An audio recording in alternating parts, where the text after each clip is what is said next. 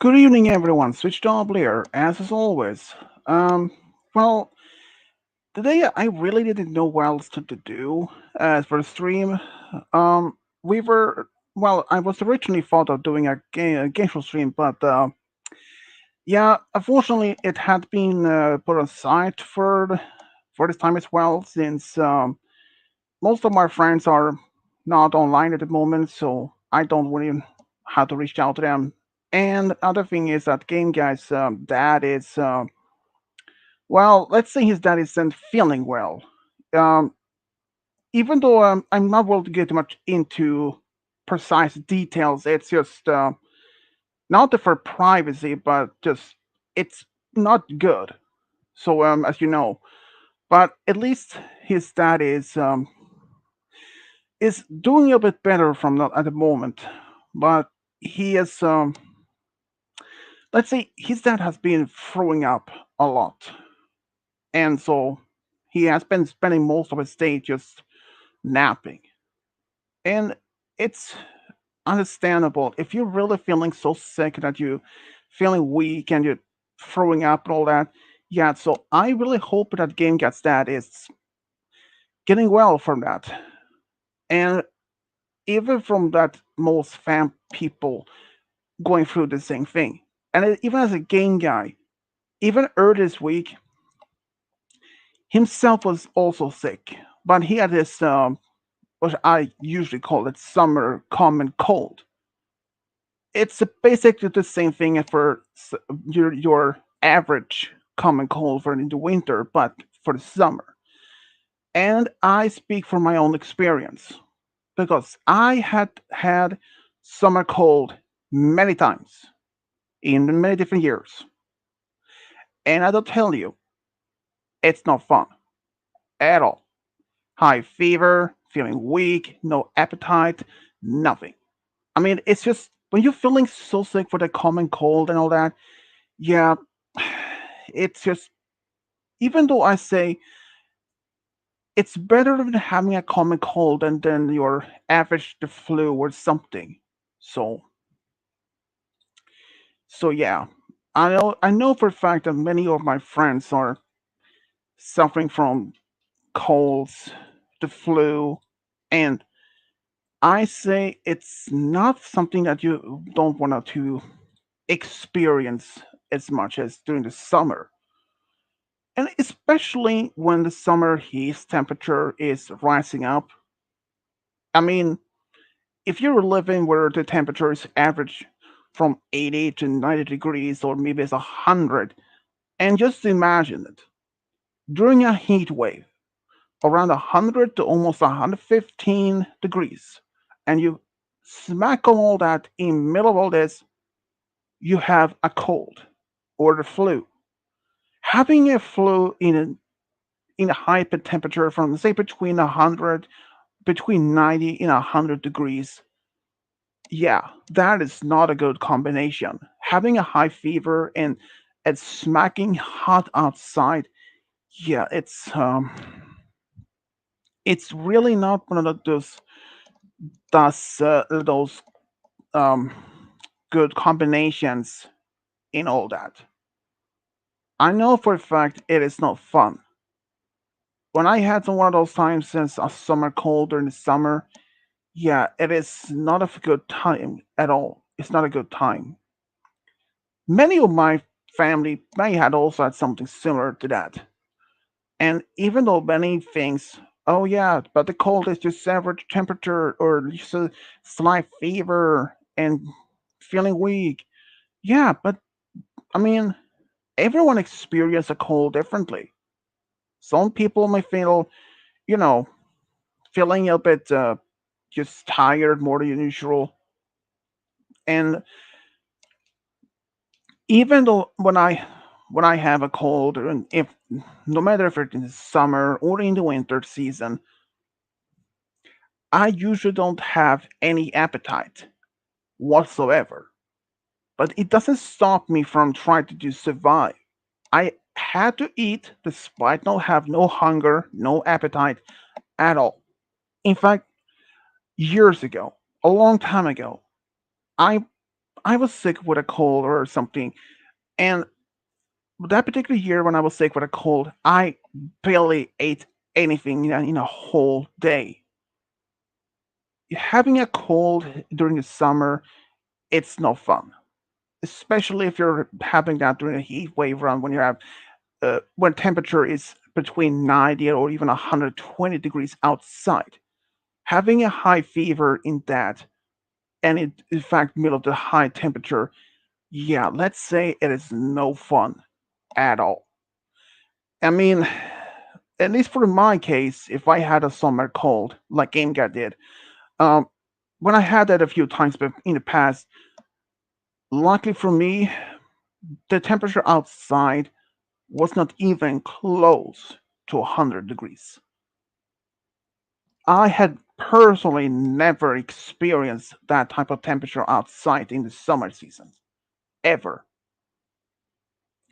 Even though it had only been recorded twice in my country's history. That's it. But both times were way before even I was born. In fact, it was even way before even my parents was even born. The first one was sometime in the 1930s. The second was in about, I think it was 1945 or 47. But it was just how to experience summer heat. Yeah, it's no fun either. But at least today I will have just one of the few rare days of the summer when the temperature is decent. It's not even around 90 degrees or even 80s. It's, I have to assume at least around 70, 75 degrees sometimes.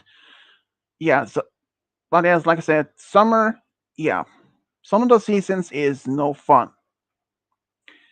Um, Especially if you're having a cold or the flu in the summer. Oh boy, that is not a good combination. I mean, even you have an AC or something like that. So, anyways, let's see what the game guys have up to.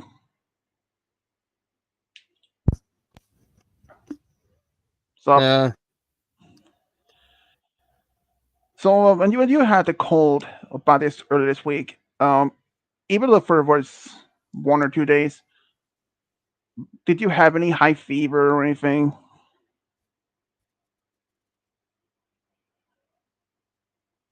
I didn't have a cold. Oh, I thought you did. Well, my bad. I did not. Then, did you eat something that you make your bed feel sick this week?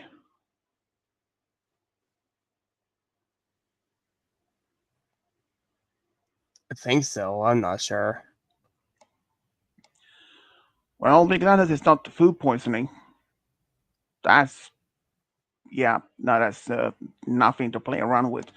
Especially salmonella that you can get from uncooked meat or chicken. Yeah, based on what I heard from that, it's absolutely not fun and it's very terrible. And yeah, and as for your dad, he had been experienced throwing up and when he passed out and all. And that is not a fun either. And throwing up, well, that I can tell you, I had not experienced in over almost more than 10 years. Despite if it's if the you normally don't get throwing up if you're having either food poisoning or if you had eating something bad and or getting the stomach's flu, for example.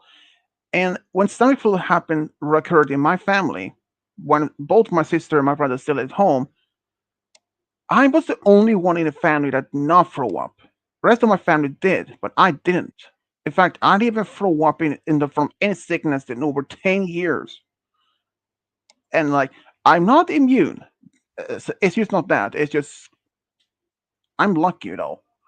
Though, I'm saying I have been close to have that feeling many times when I've been sick or something, but yeah, let's say it's no fun to do that. Not knowing if you're laying in bed and oh and you had to run all the way to the bathroom and yeah. I remember one story I heard uh, not that long ago, about a couple of months ago, I believe it was, maybe one or two. There was this family went to this restaurant and they actually had a family just normal dinner, but in the evening the whole family suddenly started feeling so sick they threw up at every time, and they went straight to hospital after the daughter was unconscious. She literally had passed out in the bathroom, and it turned out they were not the only one. The family consists of four people, but in total, I think it was around 12 or 15 people, or it could have been as more as 20. I believe it was between 15 and 20 people from that particular restaurant, but they did food, the dinner, and all that, and all of them got this food poisoning. And unfortunately, it was only one casualty, one young girl. I don't believe that she was even that old. She could have been between maybe 5 or 8. She was so sick, she had to be put in ICU. But let's say she didn't make it. And the restaurant, well, I don't remember exactly what happened. Well, actually, other than that, it was closed down. It was complete shut down afterwards. But yeah, the family suffered from this. Could not. Yeah, let's say it's terrible. I heard one story. It was this bar in one particular American town. I don't remember exactly where I heard the story. That particular bar had the same kind of problem, except for food poisoning, but had fights broken out almost every single night. And every time when the bar closed down and reopened, but new name, and eventually same thing happened. People went in and started fighting, and the bar had been closed down, and there was eventually reopened with a whole new name. Same thing pattern happens multiple times. In fact, there's one story I heard. Get this. This one was really insane. This young lady, she had just moved to her own first house with her dad's help, and she introduced to her next door neighbor. She gave him his number just in case if he needed help with something, which is a good thing. Like your parents may have something like have a good relationship with their neighbors, just in case if something would happen.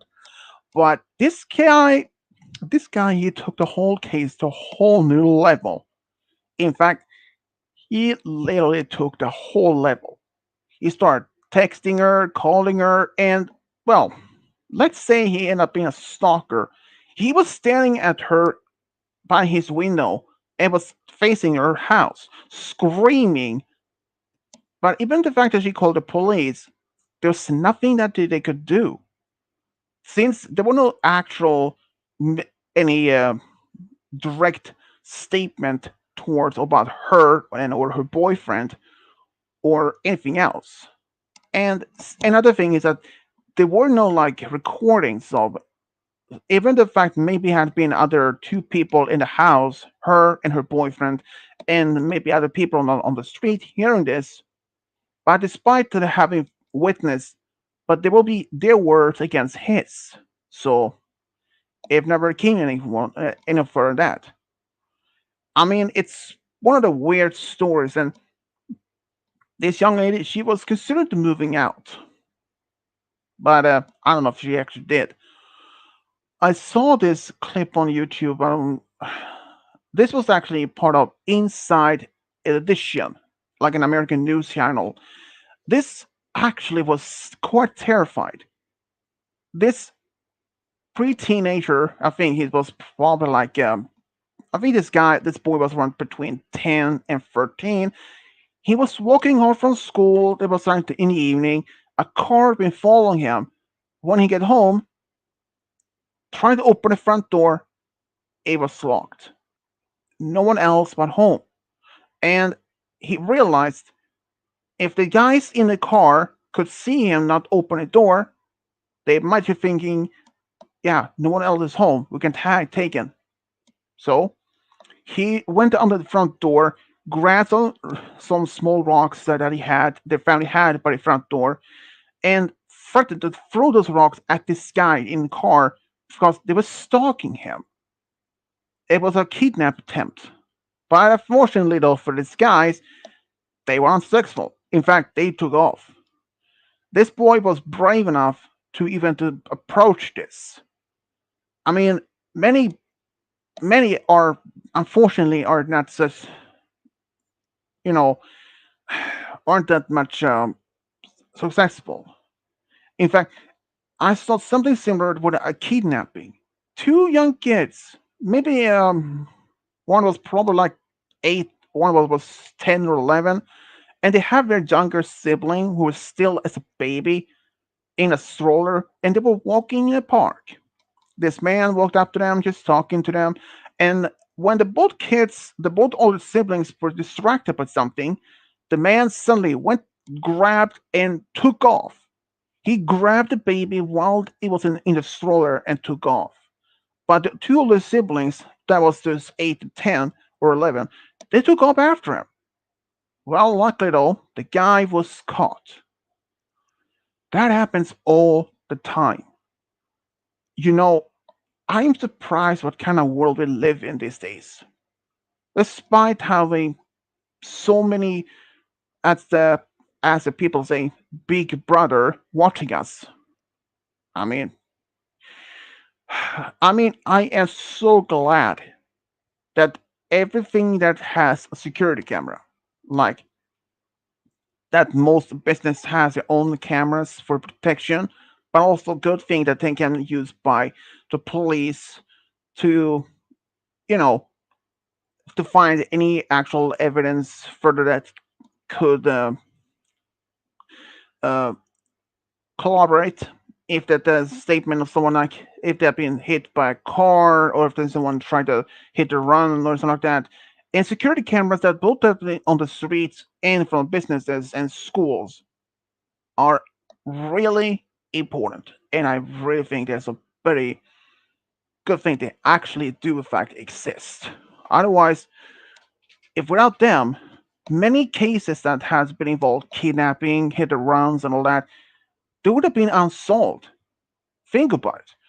Yeah, I mean, like in your city, in your town, if there was any people that has been hit and run by a car, middle of the street, middle of the like mid downtown, middle of the day, like in a rush hour, and despite that, people or witness saw it all happen, but even that no one remembers the license plate, and if there were no cameras, either by security cameras from the business, or maybe those cameras are usually for traffic stoplights, usually have some form of camera that's, um, in fact, in Sweden, we have these cameras along these different streets or the roads that's take a photo of your car, at least your license plate if you're speeding. That type of camera that's on the streets. Without them, many cases of hit and runs and all that, kidnapping attempts, or even assaults, without cameras, we even most of those cases might just probably be unsolved. Even if it would have taken months or perhaps even years before any of those cases have been solved, others may have remained pretty much unsolved. And I think cameras are really a good thing to have. Even doorbells cameras. Oh boy, those cameras, I failed to tell you, those are really great to have. I actually seen some videos, some channels where people actually been filming some pretty disturbing things on the cameras. They're usually designed to record if there's any movements or even heat signatures or like that. Some actually have been recording some really unexplained things like transparent figures walking by, like if there had been a ghost or anything. It's Some of them are really strange, but I don't think any of them, most of them, can even have been explained. I mean, even for trail cameras that the hunters or even average people can be using for their properties in the middle of nowhere.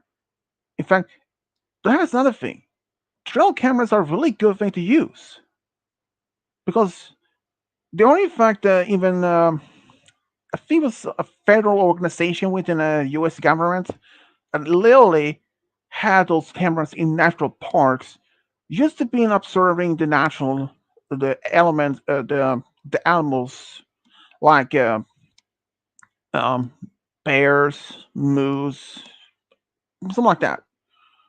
In fact, not so that long ago, like about, I think it was maybe like 2 or 3 years ago, there was one person actually posted a photo just outside where I live, and that trail camera took a photo of one animal that normally does not exist in part of my country, a bear.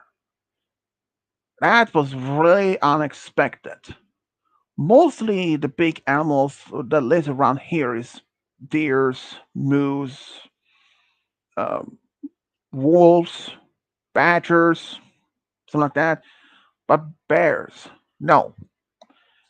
I mean, there is no. If anyone even were to find a bear, then yeah. If you managed to find one, it probably would have been centuries old because there haven't been any permanent bears in where I in the part of the Puerto region I live for almost for more than 300 years, and that's impressive. Well, they were mostly hunted down because back then there was a royal sport to hunt bears, wolves, you name it. Yeah. So, how have things otherwise been for you? Eh, they've been alright. Yeah, same here. I've been usually been mostly calm, at least a little chillier today and compared to yesterday and even earlier this week. It has been most of the time that it's been under, you know, it's been so hot. Like I think it's gonna be from between 80 or almost 89 degrees. So I have been during that time, during the daytime, I can take maybe between 5 or 6 showers and just keep cool down. At this point, we have a pool, but the pool had to be warmed up first, and that takes some time. So, do I have to sit in sweaty clothes until that pool is warm up, and then I get down there and I can sit there for as long as I want it? But then I get up and get inside and do something else, watch if you're watching TV or be at a computer, and after maybe an hour or so, I like, and I'll take, do I have to take another swim in the pool? But then realize, oh, I turned off the heat. Do I have to wait another 20 or maybe it's 30 minutes for the pool to be warm enough? No. So I'll take the shower. Though we have a bathroom downstairs that we can use the bathtub for that, but well, let's say we don't use it anymore for that much. It's mostly being used for the storage. Sometimes we put in the winter we can put bottles of water to the store. It can be from pop soda like Coke or uh, water on the bottles. In fact, we even place potatoes in a bathtub sometimes. Still in the package though, in the bag though. This is their paper bag, and I mean and they even stored toilet papers in buckets. But yeah, it's pretty much what of that. And I really haven't done much today except mostly been watching YouTube and TV. Being bored. I thought maybe finish off a new story that I've been working on for my girl, my ex. And people are saying you can't be friends with your ex. I mean, to a certain extent, that might be true, but that depends on how things ended between you two. And with my ex, we were not even together for not even a year. We were together for, I think, less than half a year, for about less than half 6 months or so. But yeah, let's say even though at the end of the not so good terms, like I mean, we're not fighting anything, but we are better terms right now, though. Though she is she suffered from a little bit bad time early this week. In fact, turned out my ex lost her paternal grandmother early this week, all suddenly, and even last year, her mom passed away. So now she has only her dad, her older brother, and her older sister. Her older brother lives with them still, and her older sister moved out some time ago. She lives in a different city, married, have kids of her own.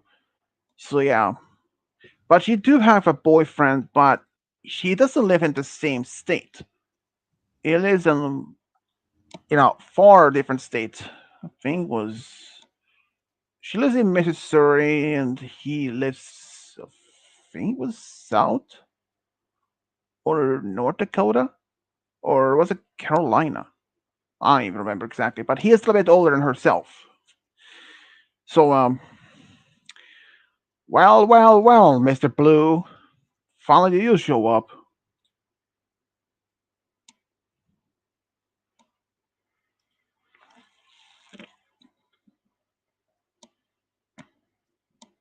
Yeah, we haven't done anything, man. I mean, if you're up for that, though, game guy. Mm.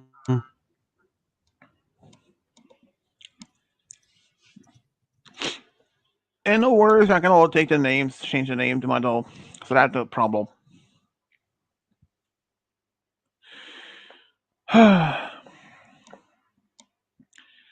So yeah, that has been what I have been up to today. Other than that, my brother came over with his girlfriend though for dinner. Homemade pizzas, small ones. I um I was told from my mom a couple of weeks ago we are actually going to be in a cat watch, or at least to look after. Well, technically that cat was actually ours from the beginning, but let's say our dog was chasing her around so much that she was almost had lost a lot of fur on her stomach of stress. After my brother took her in, that eventually grew back, and she started losing weight, which is a good thing.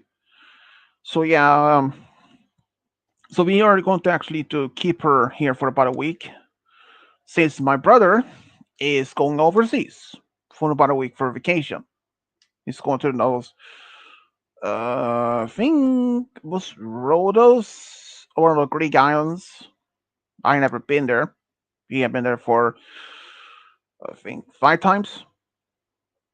He actually been to many different countries, and that he had been to I think it was Poland early this year with a friend, and he had been to Cyprus, another island in the Mediterranean Sea,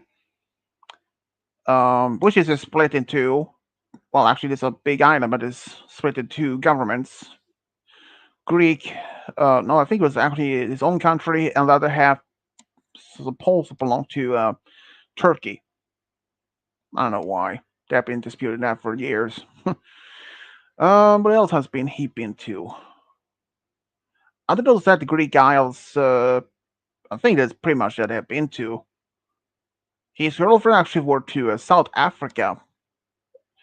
I think it was around 2020 or 21 during the pandemic, during the peak of the pandemic. That was around the time before air travels were on the verge to you know be cancelled. But she managed to get home for a time before that happened, which is a good thing. So other than me, my family has been to different countries in the world. I mean, my mom had been to Denmark with my parents, my dad. Well, actually, with my aunt, her husband, after they went there for honeymoon some years ago. So they follow along. Normally, they don't. Normally, when you get on a honeymoon, you don't bring on company with them. But yeah, my mom had been to Canary Islands, Greece, Finland, of course, since we had a summer vacation home there for years. Um, yeah, that's all I can think of.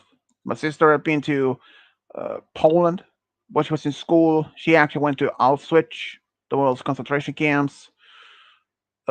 She did went to Bulgaria once. This was in early 2009, 2010, I believe. I think. Yeah, I know. I think it was around 2009 with her ex-boyfriend. But myself, nope. I only been to Finland at that's all. No other countries at all.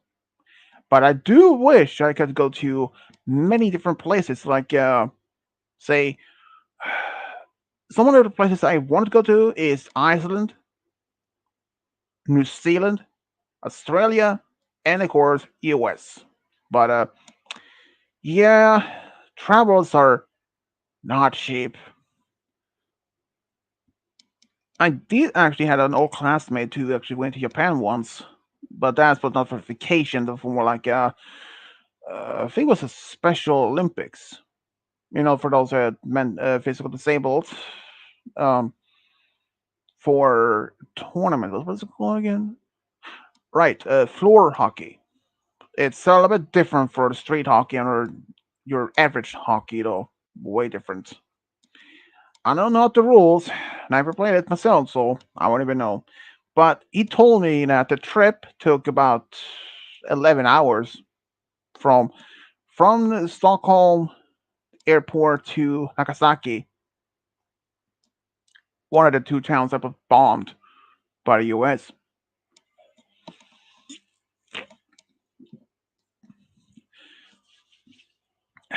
Yeah, so I love a lot of people that travel to many different places, but myself, not at all. Even I really wanted to, but it's not that easy.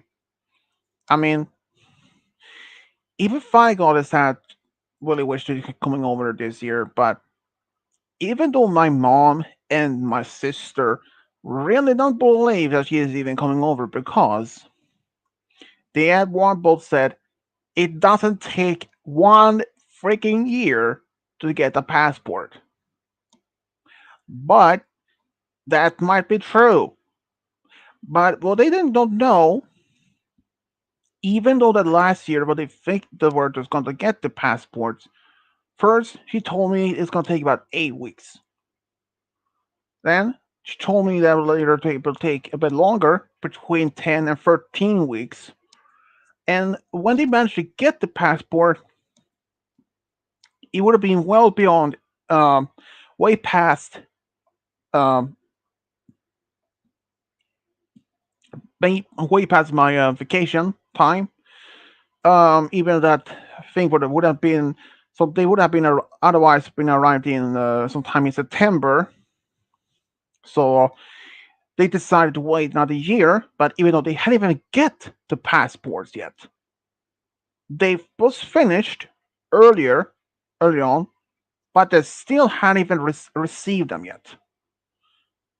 In fact, they told me um, that the passports that he had been went to take, they actually went eventually to they were transferred to Virginia. I was like, whoa, whoa, whoa, back up. Why would a passport have been sent to a whole different state if you were taking your passports or preparing for them in your own state?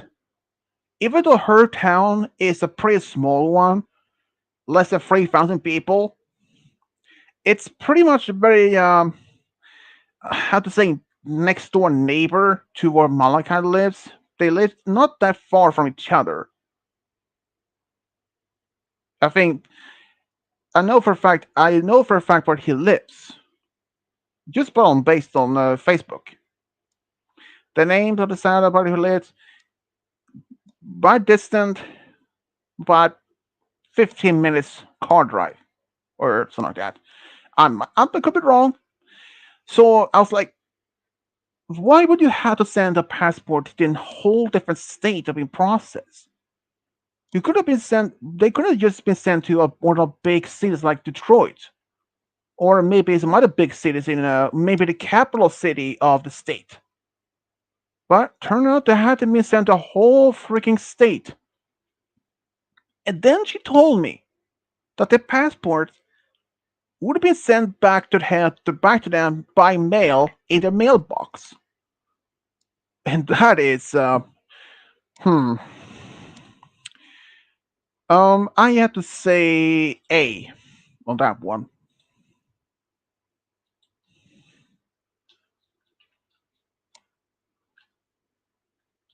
But yeah, I was really surprised when she told me um any of that.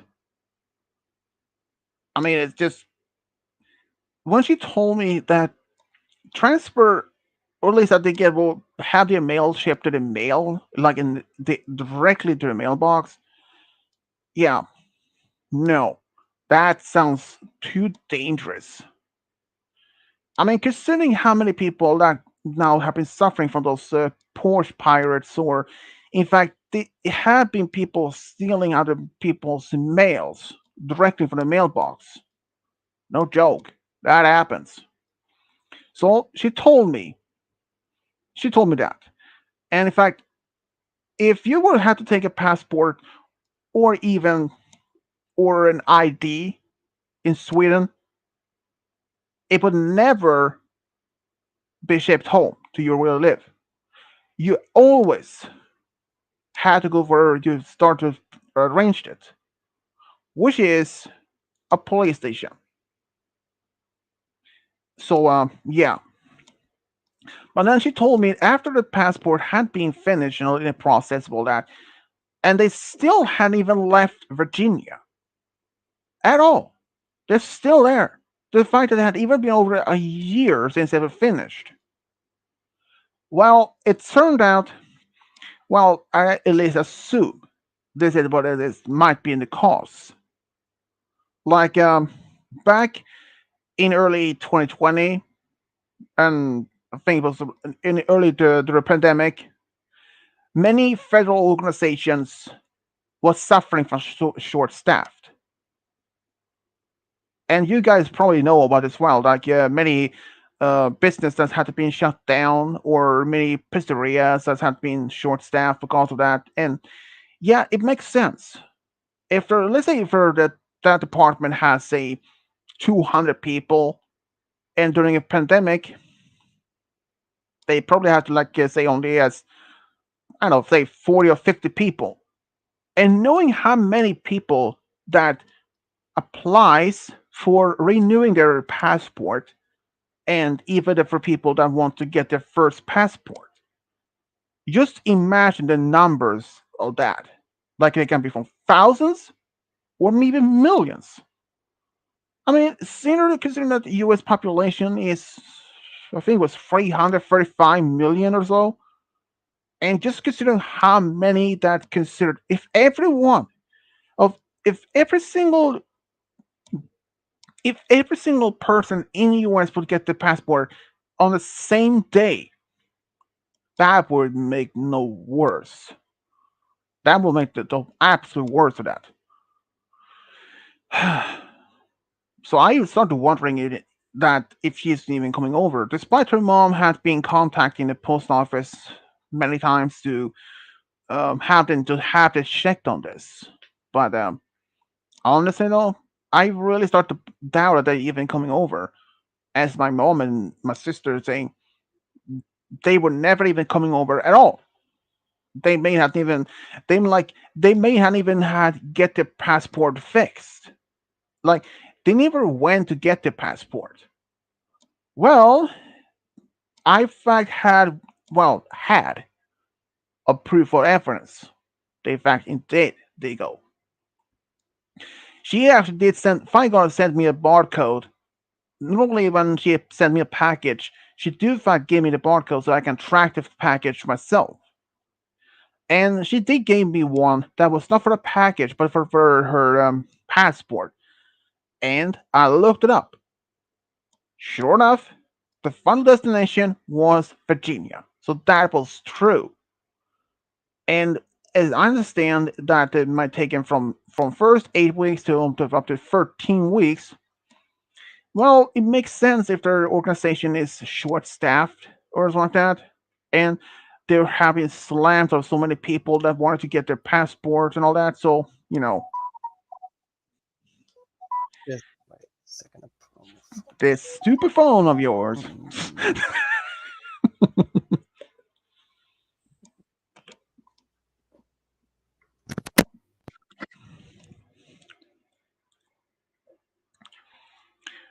But yeah, even though I start myself to even started wondering if there's gonna be any trip for her this year, but I don't even know. Even though my vacation just started, so fingers crossed. So what do you pick for Yeah, I don't want to talk later? about what just happened there. Anyway, L. El Diablo. Hey, hey, hey.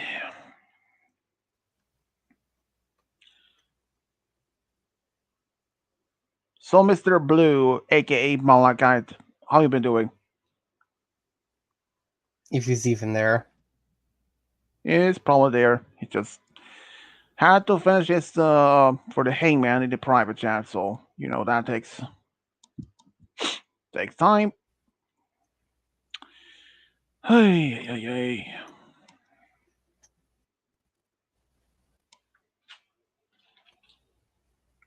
Only one L. Well,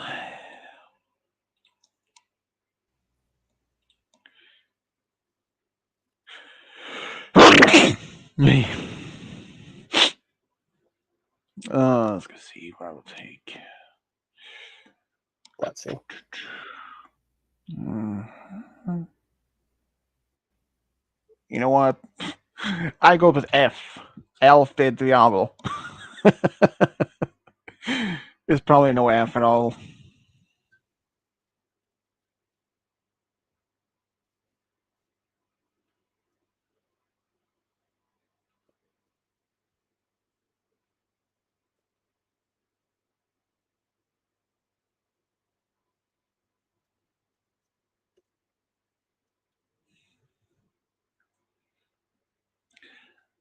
Question: do you guys believe in giants?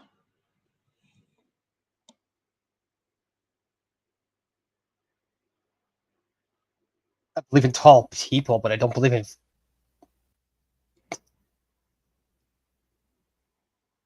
a weird question, honestly. Yeah, I actually saw this video on YouTube not that long ago. Turned out there was this guy. He claimed that he saw this giant on a mountain top. Um, Shortly afterwards, suddenly a military base was built on top of it, and the fact, despite that happened, shortly sometime after, he vanished. No further updates anywhere. No social media, and eventually he was found dead. People believe that are suspecting maybe the government is the one responsible for this man's death because he was pretty much healthy according to his family. I mean, it's not the first time that the government is silencing people, or at least making them disappear. I mean, I'm not saying that U.S. government does that all the time to people that would consider that sort of high risk or anything.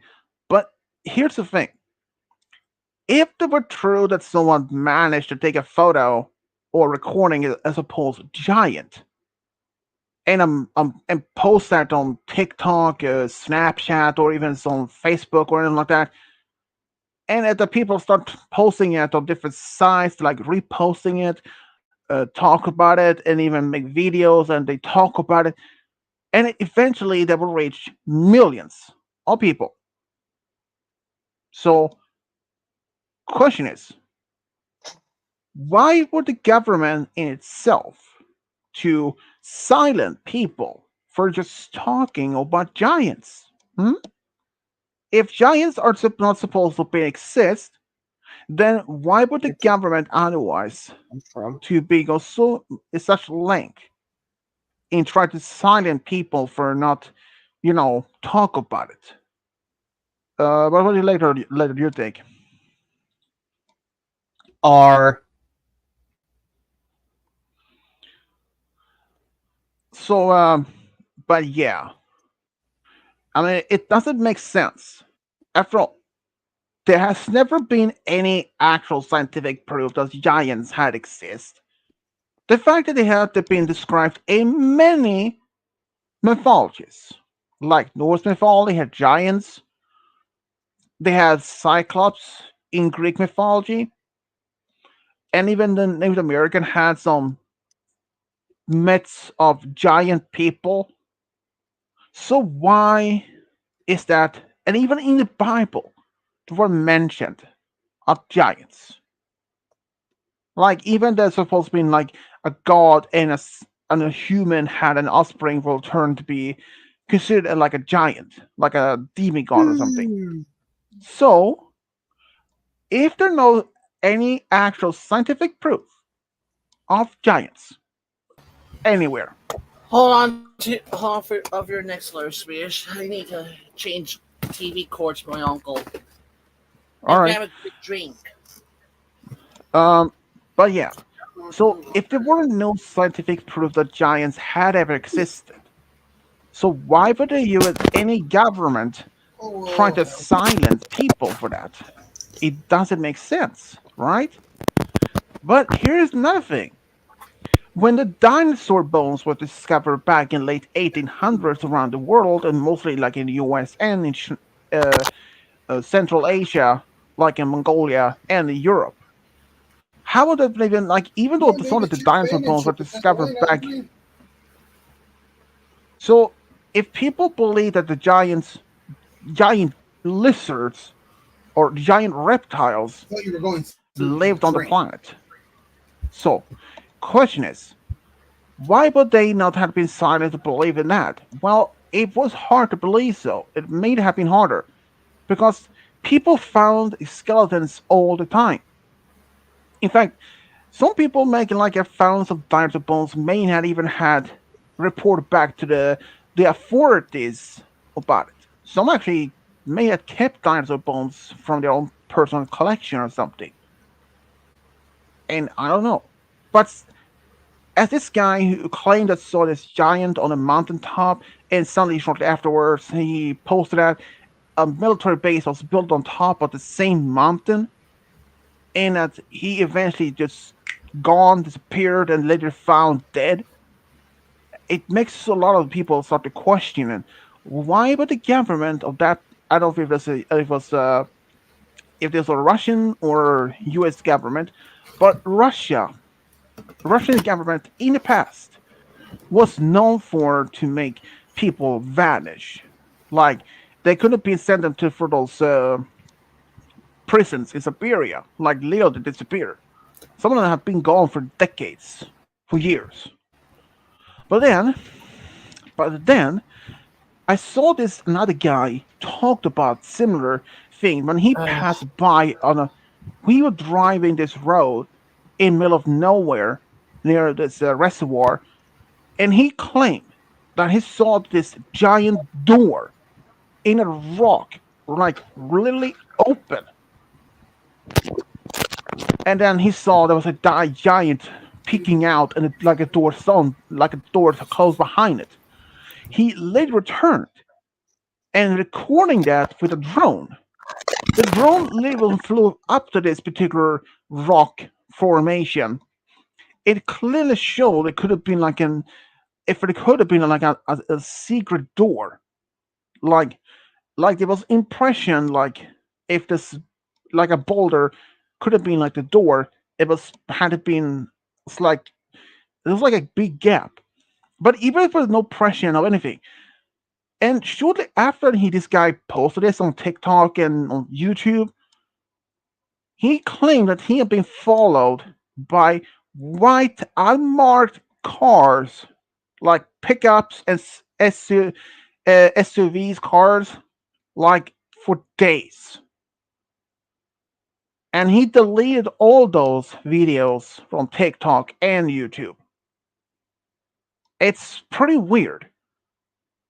So he claimed that there was the government who was spying on him to make sure he doesn't do anything else. So I don't believe itself that the government would even go so far to silence people for posting videos of alleged giant sightings at all. Even though this one man, this guy, claimed to seeing one, recording one, and afterwards they built a base on the top of the mountain, the same mountain that he saw it, and just shortly afterwards, gone, like gone. Then he found him dead. I don't know if this. I mean, I'm not freaking saying this, but I doubt the government would even go so far to silence someone for alleged stunning a giant. I mean, okay, think for this.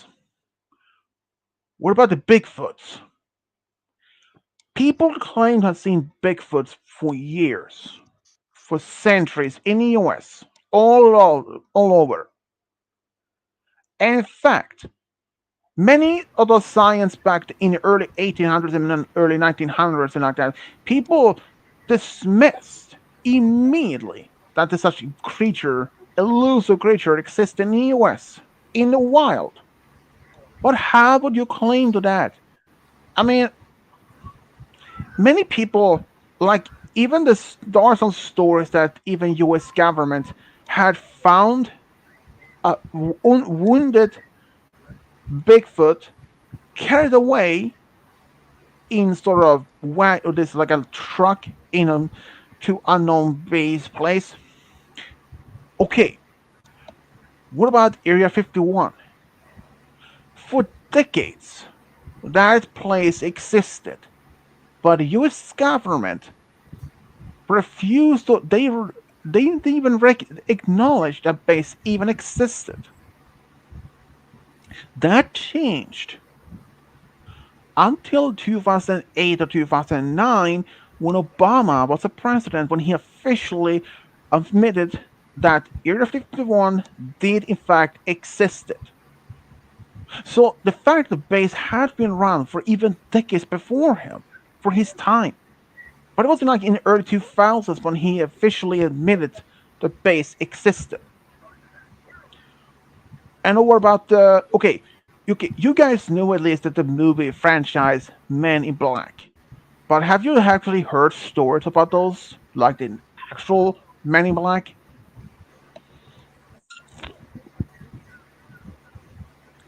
Nope. Have you? No, I have not. I have personally never heard anything like that in real life, but um, I heard this stories of people that there was one man who claimed that seen this UFO on the in the sky, and he was about to call his friend or something, and suddenly it was a knock on the door, two men outside. Oh, by Malachi, he might be back. Just you know, something happened. So, but this guy, these two men in black suits, tie and all that, complete bald, no eyebrows. They're like pale, if their skin was made of rubber, plastic, and that is dangerous. That's just odd. In fact, there have been stories of people being approached by their own homes after some people actually said seeing an actual UFO, or at least it's a mysterious object in the sky, where many people actually been approached by some, maybe if it was a day after they had told some people about this, and there could have been either two or three men in black suits arrived to their homes telling them to stop telling others about their such alleged sighting of a mysterious object in the sky, even if it was during the daytime or even nighttime. So they had either been just been given a warning to stop doing that. But some stories that from I heard that they have been threatened by those mysterious men in black to stop doing this. And that's the problem. Is those stories to be allegedly true? I don't know. I mean, it's really strange how things like this could actually happen. And this were in fact in sometimes in the like 50s and the 60s or even as part of 70s, I believe, that people saw the mysterious object like this saucers and all that in the sky, and they were approached by many black claimed to be part of the like to be claimed to be agents of the U.S. government to keep them silent. In fact, there were in fact even one U.S. president, I think it was Jimmy Carter, who claimed that after he became, if he became a president, he will come out telling about the his own personal experience on a UFO and admits that they exist. But shortly after he was elected as a president, it never happened at all. He withdrew his claim that all that happened. And many others had claimed this. And in fact, even the US government itself, even the Department of Defense, dismissed, even like Pentagon dismissed any such things that have ever happened. And for what I heard, that any fighter pilots from the US Air Force would have seen this, had encountered such strange objects in the sky, like bright lights or anything like that. Well, after they reported back to the base where they've been stationed to their commanding officer about this, either had they been told by direct order to keep silent about it, or some of that even being forced to sign this non-disclosure agreement, so they wouldn't even say anything about it. But then, not that long ago, the U.S. government actually officially announced, not only the government but also the Department of Defense, admitted some of the strange sightings actually occurred. So they started this community, or I think it's some sort of a federal organization that will be dedicated to track down, keep record of all this. And many former pilots from the U.S. Army, the U.S. Air Force, and even the Army and the Navy had, in fact, came forward to have said, seen such strange sightings in the skies on their, other, not only in the U.S. though, but it could have been around the world. But the only fact, even Mount Shasta in the U.S. and even one of the mountains in um, Alaska. I think it was the biggest mountain in Alaska and also a very hot spot for UFO activity. In fact, some people claim that there is in fact an alien base deep underground on a particular mountain, but that has never been proven. In fact, there are also stories supposed dark pyramid have been found deep underground in the US. If that's true, I don't even know. But they had there's one there's actually one famous sighting of a UFO. I don't know if you know this game guy, but this was actually way before your time. This was on I think it was mid to late 90s. Arizona Lights or Phoenix Lights.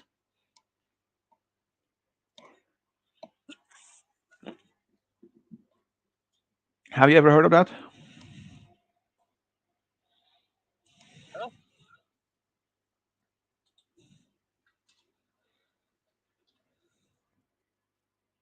Sorry, what'd you say? Have you Oh, my ever mic heard wasn't of working? Thank you for telling. Have you ever heard of this so strange lights called uh um how this um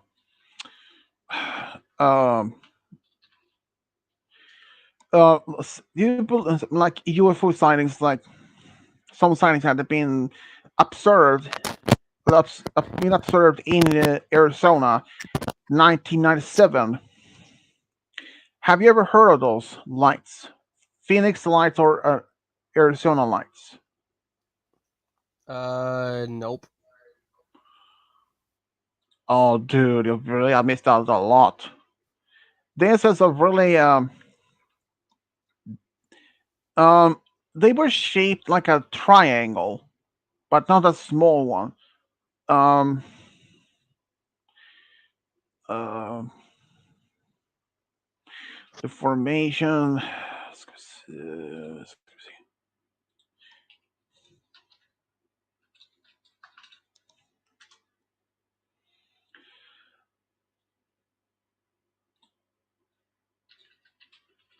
This was really one of those strange ones. It's shaped as a triangle. There were spots across, like in a almost like a perfect triangle shape. Let's see here. Let's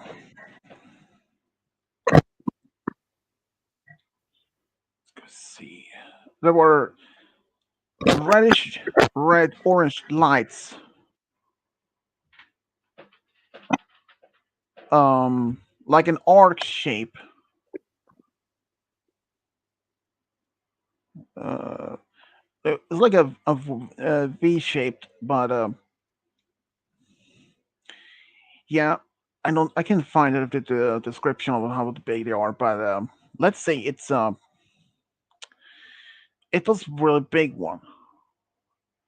But if you had, okay, do you know of any famous, uh, supposed alleged UFO for say 1940s?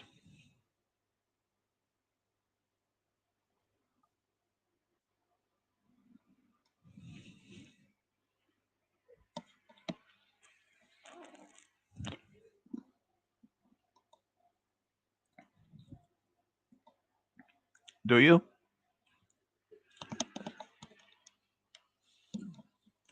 Huh? Do you know of any famous UFO sighting or anything that involves a UFO from the 1940s? 1940s? I don't think so. Okay, I give you a hint. New Mexico. Hmm. I'm gonna need a better hint than that. It's the precise year, 1947.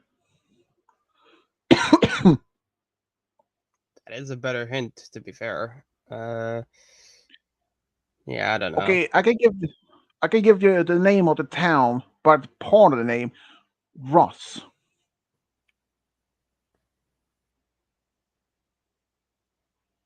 I got nothing. Oh, okay, Roswell. So apparently there was some UFO sighting in Roswell. Don't tell me you had never heard of Roswell crash in 1947. Dude, how much do you actually think I pay attention to these kinds of things? Zip, nada. Exactly. It's interesting, but that doesn't mean I know everything about it. Well, okay, I can say what happened I is hate that it when people say that. Yeah, that just well, that drives me crazy. It drives me up the fucking wall. It's like, oh, I'm interested in space, and then suddenly people are like, that immediately means you know everything about space. That's not how that works. true, but yeah, Roswell incident or crash in 1947.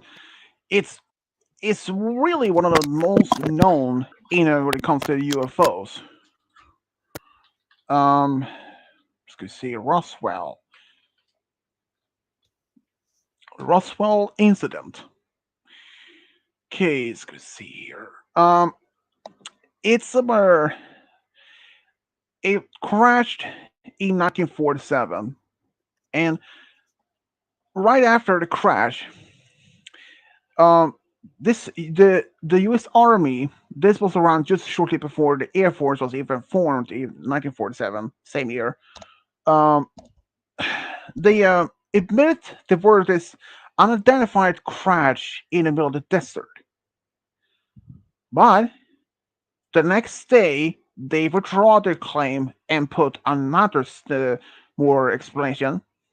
It was a weather balloon that crashed. In fact, there are photos of people or of a man holding looks like a tinfoil material, but it's really hard to say because even though Roswell is the most well famous of all the UFO sightings, even from 1940s, and they were alleged to have been after when the military arrived at the site. They claimed they found, or at least the stores in this conspiracy theories. That is, there were um uh let's see, what was it, right? Um, this flying saucer. Um, there was multiple gray alien.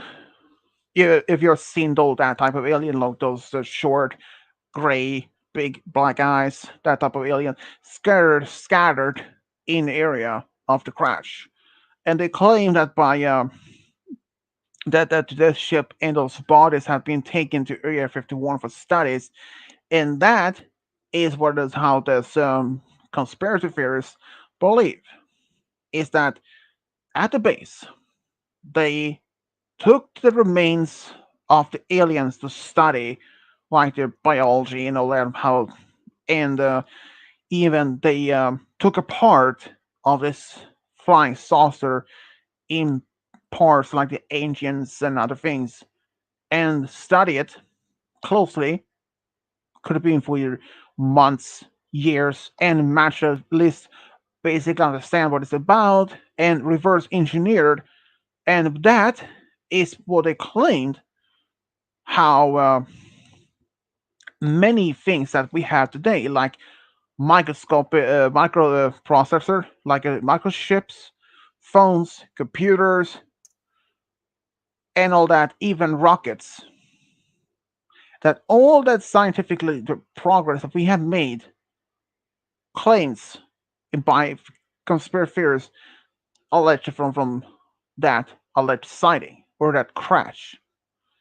which they also claim that also being the one that the development of the Lockheed SR-71 Blackbird, the fastest plane on Earth, and many other scientific developments like this stealth plane, like this plane that has curved signs around it. And even though it's only been alleged that it can never be proven. In fact, the war, in fact, is not that only but 2 years ago, I think, whether this signing, not signing, but this gathering. There were this group of people made a statement on social media, encourage people to travel all the way to Area 51 to raid or storming inside the building, hoping to get a list of over 1 million people to force the US government to finally reveal if they had aliens and other things in their place. I mean, it sounds crazy, but the people did do that. But eventually, many people back off from this attempt. But there was still a lot of people that did gather that just outside the property line where the base is located. But eventually they were forced to go. I mean, just imagine if you manage to get in there, if you manage to get 1 million people, or even it's 2 million, storming inside that particular place.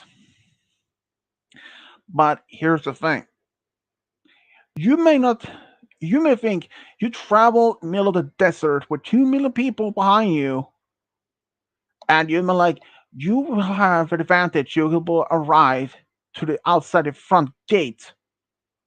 But here what most people don't know that Area 51 actually has sensors like heat sinkers, sensors, and other security defenses around property, even way far outside the actual base.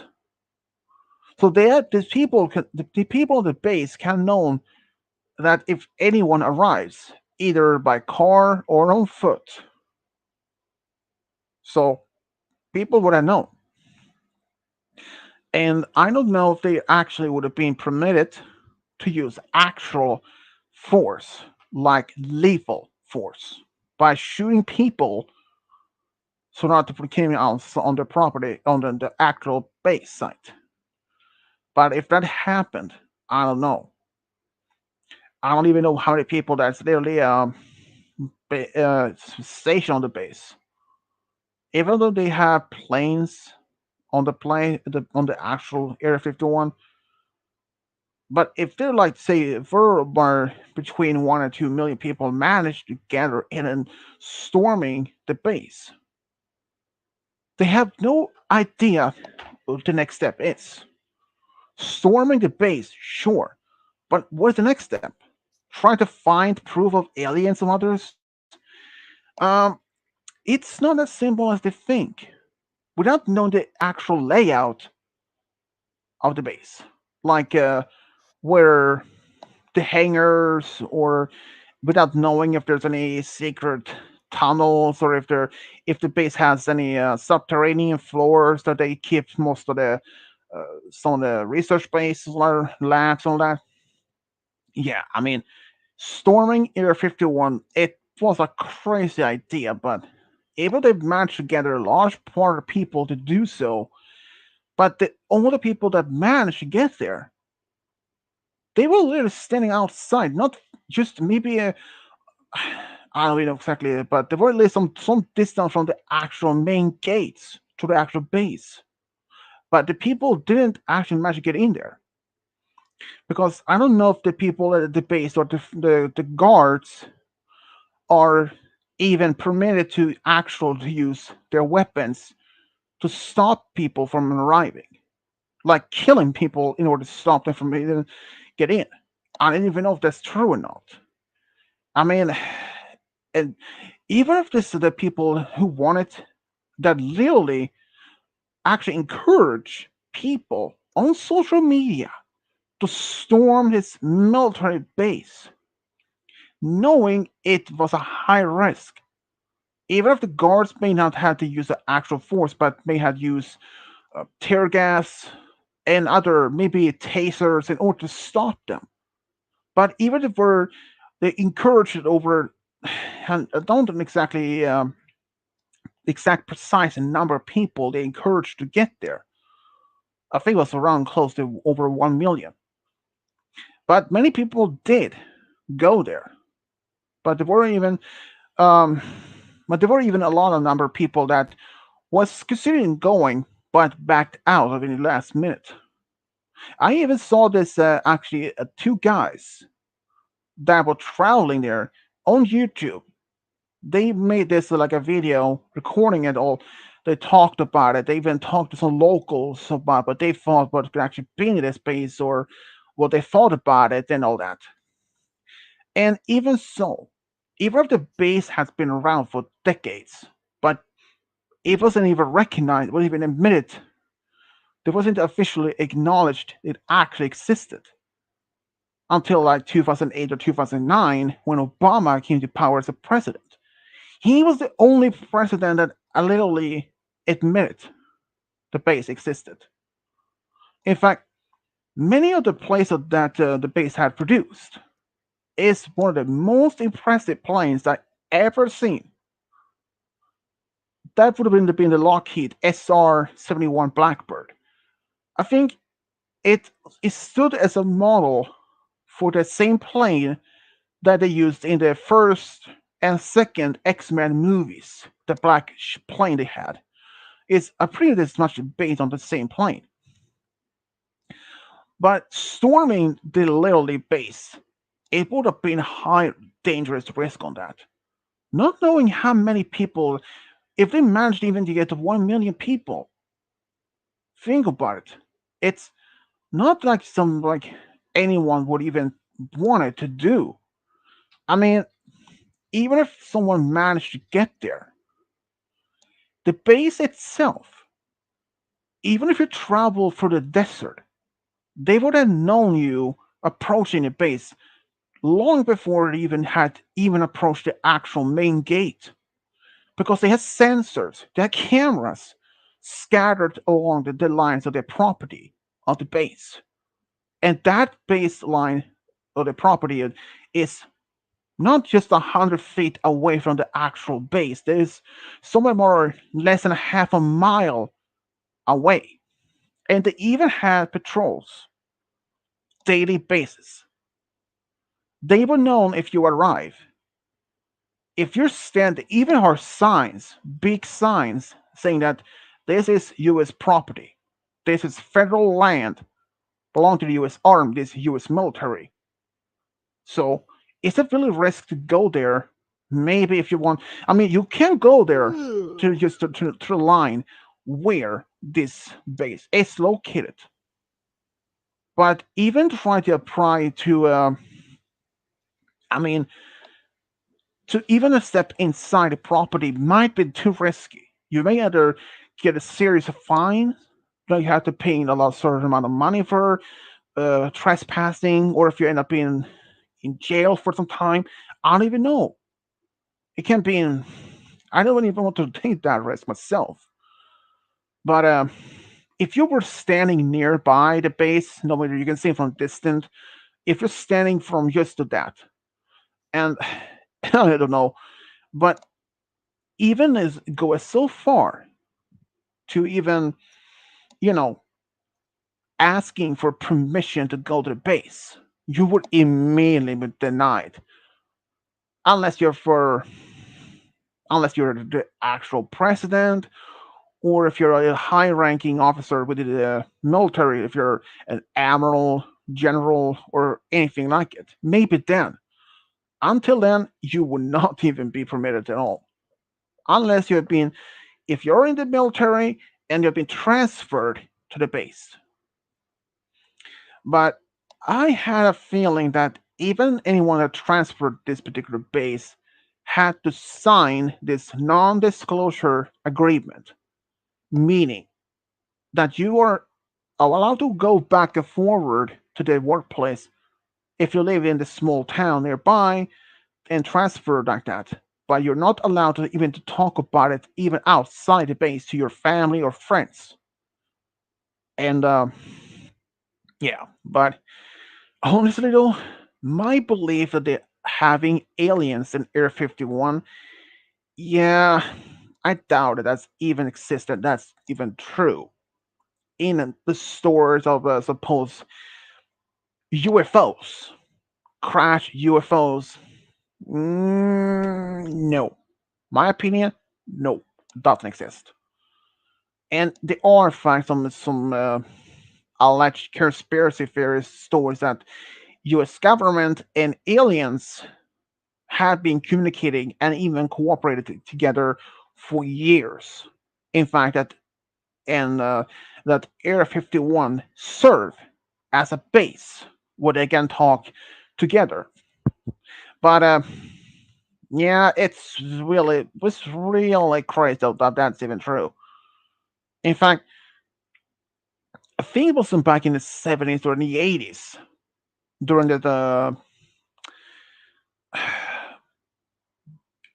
I don't know exactly. This was on the one of the space shuttles that some of the astronauts had noticed a black object in orbit. But the different oh, bye game guy.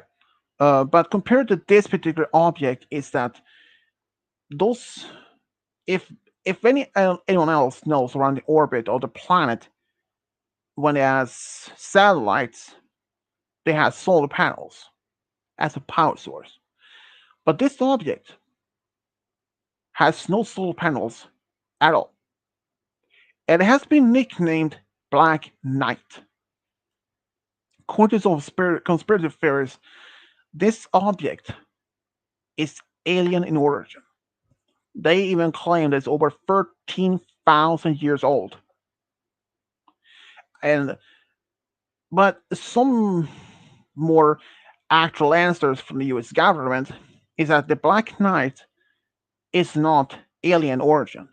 It's actually, how would say, common trash, literally. They explain it's just one of those thermal blankets from one of the shuttles that have been discarded as trash or anything. It's, yeah, I don't know. But the Black Knight as an object in sky should be asked that. I don't think it's an actual alien origin. And I really don't believe it's 13,000 years old. First of all, even if that is alien, and how would they know if that object is 13,000 years old? I mean, it's not very unlikely because unless there had been people actually have been taking a space shuttle to that object, taking samples, like part of the metal, if this was supposed to be some alien satellite or something, taking a small sample of the metal to have it analyzed, and having the carbon dated that metal, yeah, that's and even if there were somehow the measure to carbon or at least dating it as 13,000 BC or 13,000 years old, that would have been impressive. But here's what I believe, and as many objects around the Earth orbit, many satellites. Oh, game guys back. Um, like many objects, they eventually will lose orbit and eventually will burn up in the atmosphere. And that will happen actually to the Russian space station Mir. It eventually was abandoned and burned up in the atmosphere. And many other things have done that.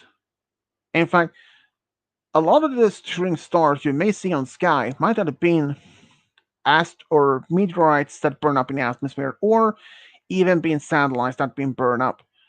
And including this the current space station, International Space Station, will suffer the same fate. Eventually, that station will be put in low Earth orbit to burn up in the atmosphere. But that won't happen for years. They have been determined that the space station that we have right now will eventually burn up in the Earth's atmosphere in the year 2031. So that's at least a couple of years until that happened. But we don't even know if that will happen to extend from 2031 to maybe 2040 or 50s. Um, there is one. Uh, there is in fact another station that the NASA had in mind to put in space, but it's not going to be placed in orbit around Earth. No, it's going to be placed around the moon, and that moon the satellite or the station is not only going to be a base for people, but also the next step to launch for manned craft to Mars. And even though we are had been for years, like back when George Bush was president, there were talks about getting back to the moon in the early 2010, something like that, but that was eventually scrapped. It was cancelled. But then it was around sometime in the mid to late 2000s, 2020s. They were expecting to, I think it was around between 2020 to 2029, sometimes in that decades, they were expecting to send back another man to moon. And from what I understand, at least they are hoping to have another base on moon 2025 or 26. And this is going to be a permanent base. And that's going to be the next step for the same people for longer distance back to the next step will be Mars. But it's still far from it to happen. There is another reason why they want to go back to the moon, not because of building a base, but to mining the moon. Then people will ask, what is actually the moon that is so valuable? I mean, if the moon is formed from Earth's same material, like they consist of same metals, that might be true. But it's only one element that I don't know if any people knows. It's a very rare element called helium free. And you may think helium, like those were in balloons. No, I don't think this is not the same thing because this particular mineral is hoping to be the key element to a new power source on Earth fusion. That fusion itself could provide, if they will say build, if they were building a power station, a power Sweet. station that's right? What? How long's the stream gonna be? Uh, Not that longer. Maybe 1 hour, 40 minutes or so, give or take. Why? I was just curious. Plus, All I right. don't think it's coming back. Yeah, yeah. So, like I said, if they were to build a fusion station on Earth, say, the same size as your average nuclear power plant, the same size, the only thing is difference that nuclear power plants they produce nuclear waste and had to be stored in huge containers deep underground for 100,000 or more until it is non-dangerous anymore. But when you have fusion power, it won't be doing that. In fact, it will be completely clean power. Same actually happened. The closest thing that we had to as a fusion source is the sun. Every single star inside the core of each one of the stars we see has the same process. But the only sci-fi problem is that we had to develop the technology. Even if we had helium-3 or any other element that would contain that could create that intense heat, is the problem is magnetic field. The sun produces a massive magnetic field. That is the only thing that's a problem. If you had contained temperature that's millions, millions degrees, having a magnetic no, if that magnetic field would collapse, it would cause serious problems. But one single fusion reactor or power plant could provide one average American city, let's say like New York, Los Angeles, San Francisco, with power for more than a year. But even though we have some of the technologies for to be developing this kind of things, but the problem is that we don't have enough to make that massive, powerful magnetic field that will contain the fusion. That is the only something that we haven't been able to develop yet. But people's like, we have super magnets in around the world. That might be case, yes, but it's not as simple as the people think. This type of technology is pretty much new, but yeah, it's just only eventually it will be developed. But when the day comes, arrives, it will provide clean energy for not thousands, millions, perhaps even billions of people. But until then, who knows? But itself with the space travel.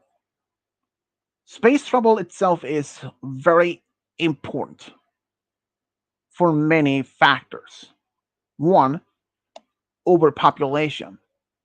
If the people on Earth is increase the numbers even way more, that means the natural resources that we already had will be depleted way sooner than later. In fact, some of the most key resources that we really would be rare, might not be rare, but be hard to combine, is land to grow food on, and another is fresh water.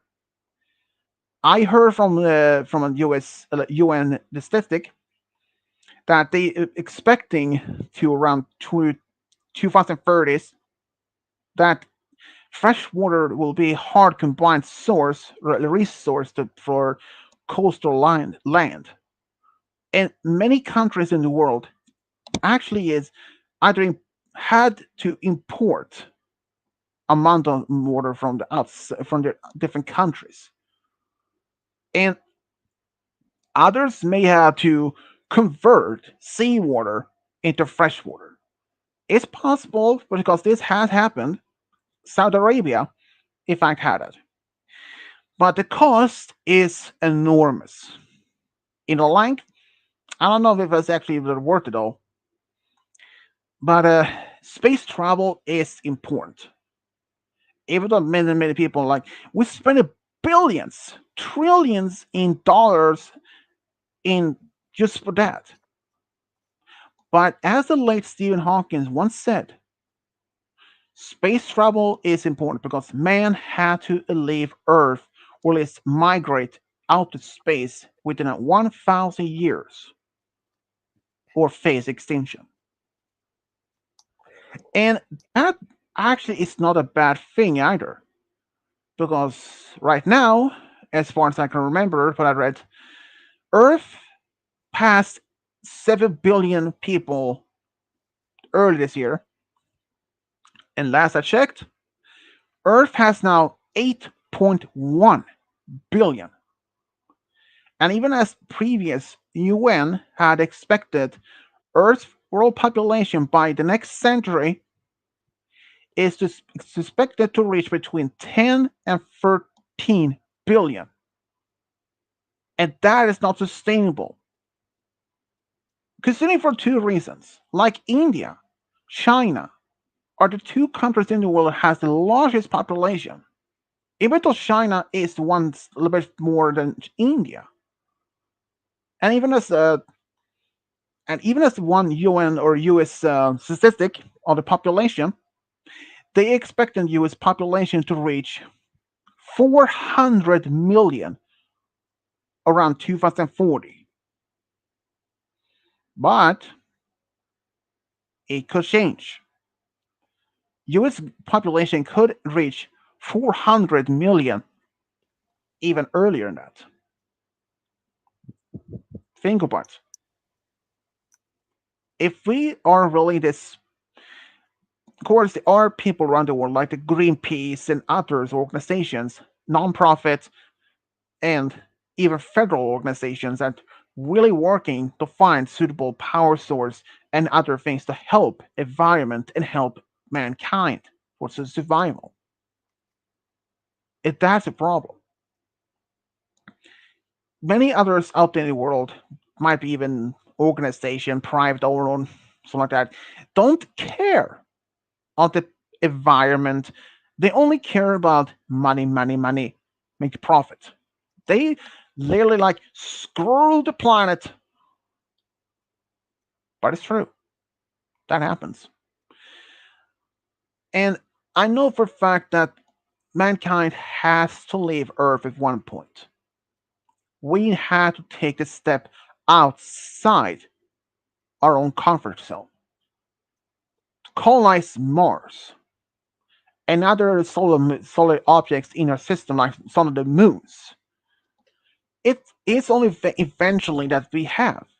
I mean, just like a Star Trek.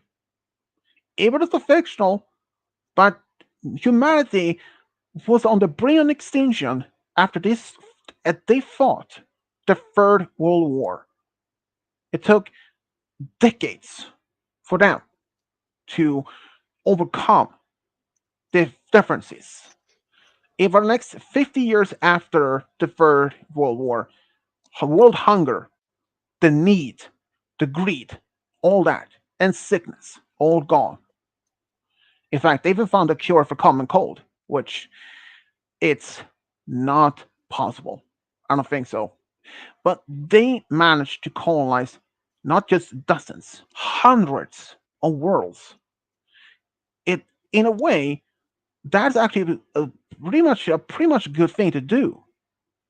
I mean, what if we actually had sent, say, if Mars had a colony, multiple colonies and a population of say maybe as close to 100 or maybe as 200,000 people, if something would happen, maybe say an asteroid hit Earth, and every single thing on Earth gone. Like the asteroid wipes out everything. If it was like say I'm still on Earth, game guys on Earth, you guys on Earth, and the asteroid hits and we all perish. The remnants of the only survival of the human race will be the Mars colonies. So if we don't do that, we will face extinction.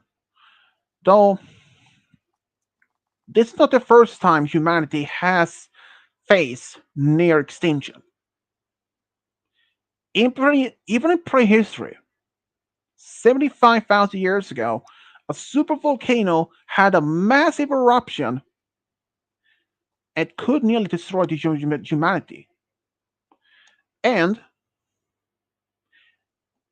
that supervolcanoes are in fact not something that you should expecting to oh okay, Malachite spec.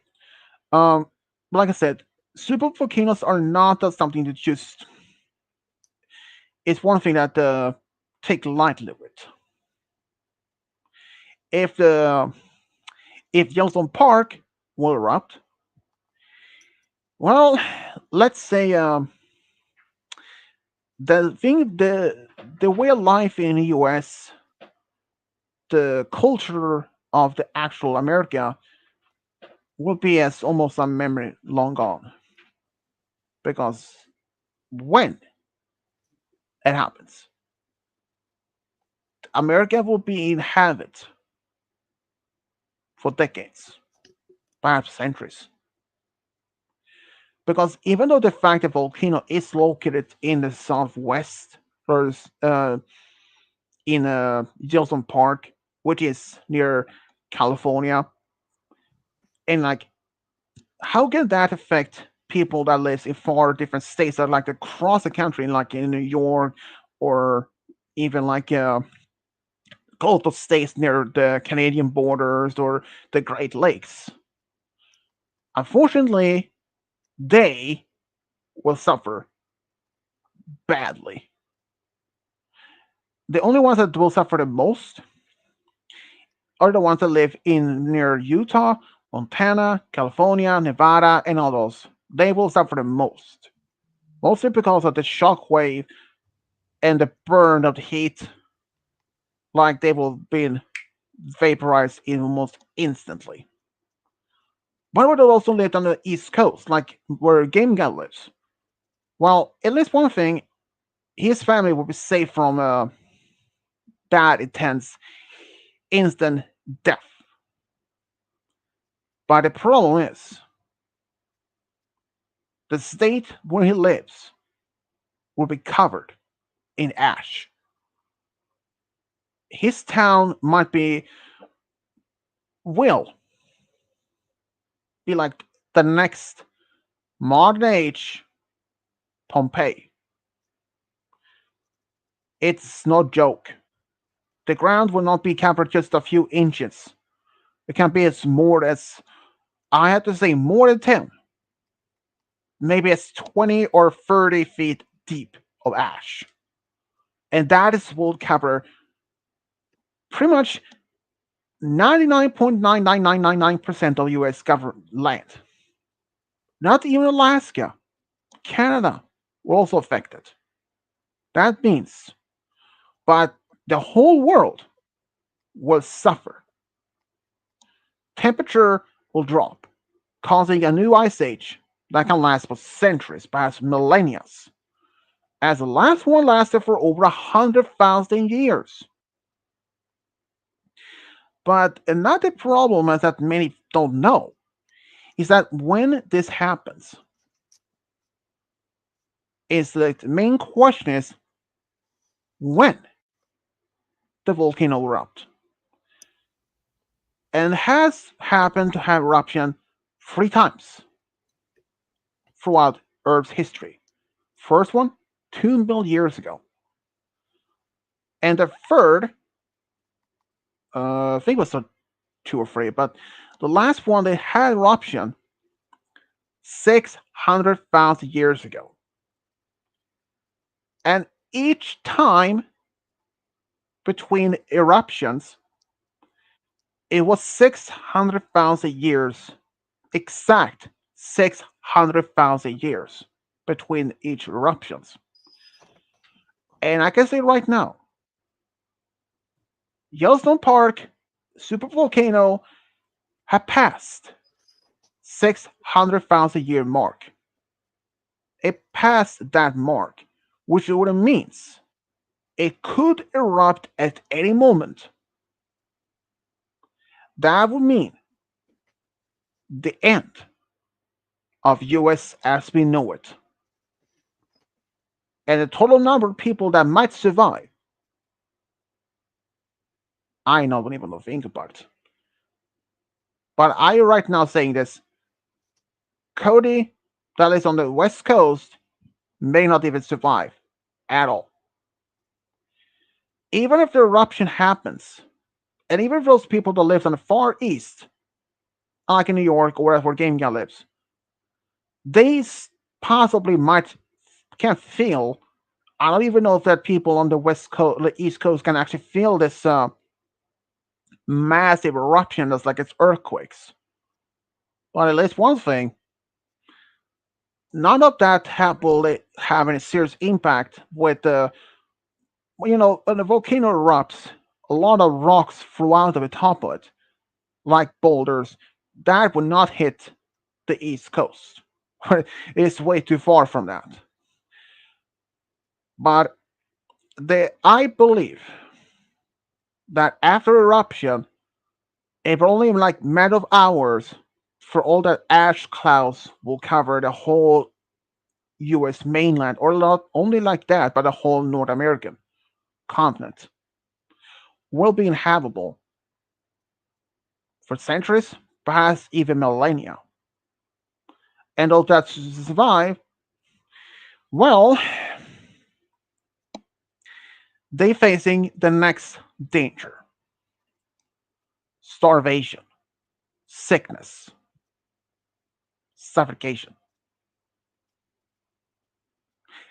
Breathing ash is lethal, literally lethal. I know for a fact many of my friends may feel, should we be worried for about this eruption any day now?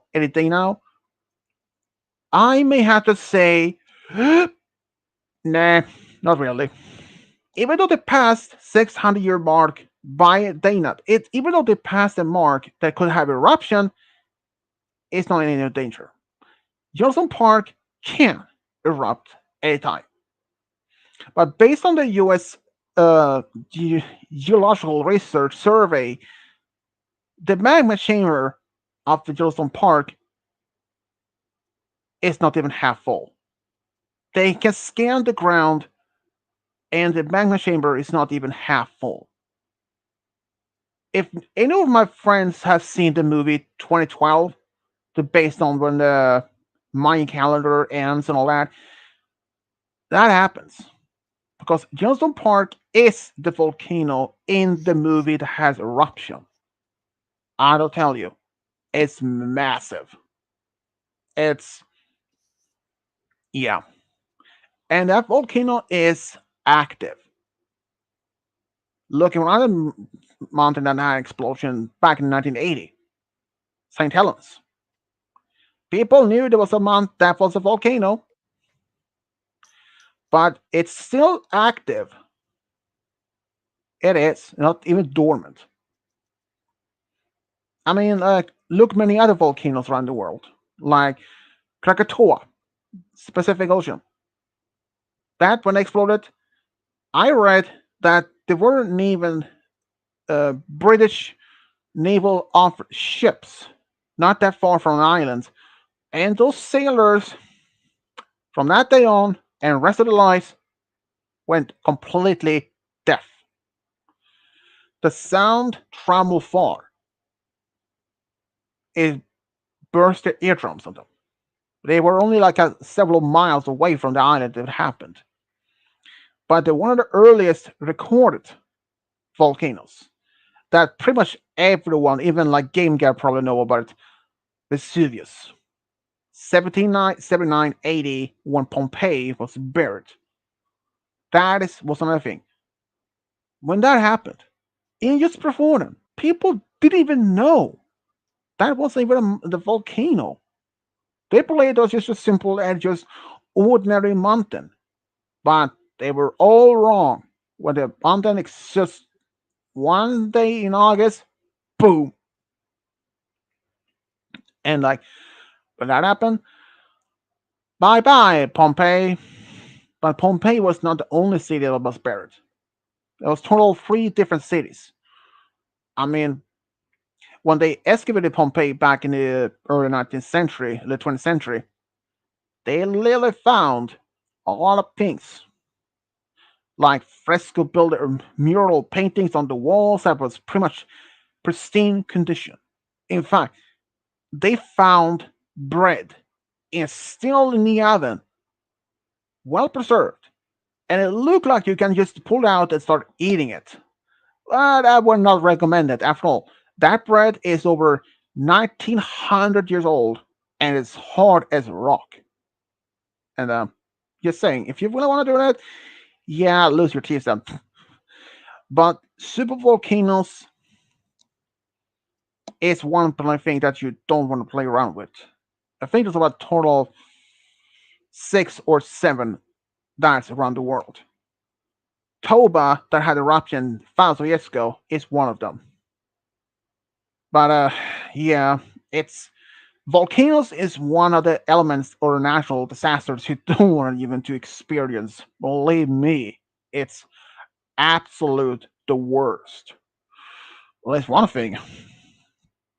If you live in Sweden, there are in fact some natural disasters you don't have to wait expecting to be like tornadoes, like those big ones in the US. Don't actually happen over here. Earthquakes, not happen. Well, they do happen, but they have never passed scale of 4. Mostly at the scale of 3, which is a very one of the weak ones. And no volcanoes. The last volcano that when it had Sweden was millions of years ago. So that's like, whew, that's one of the things I love about Sweden. But I would actually wouldn't mind to actually go to see an active volcano, even though it's not an have an eruption, just in a short distance away, of course. But not to be standing on the like the open crater of a volcano, because if you had been there,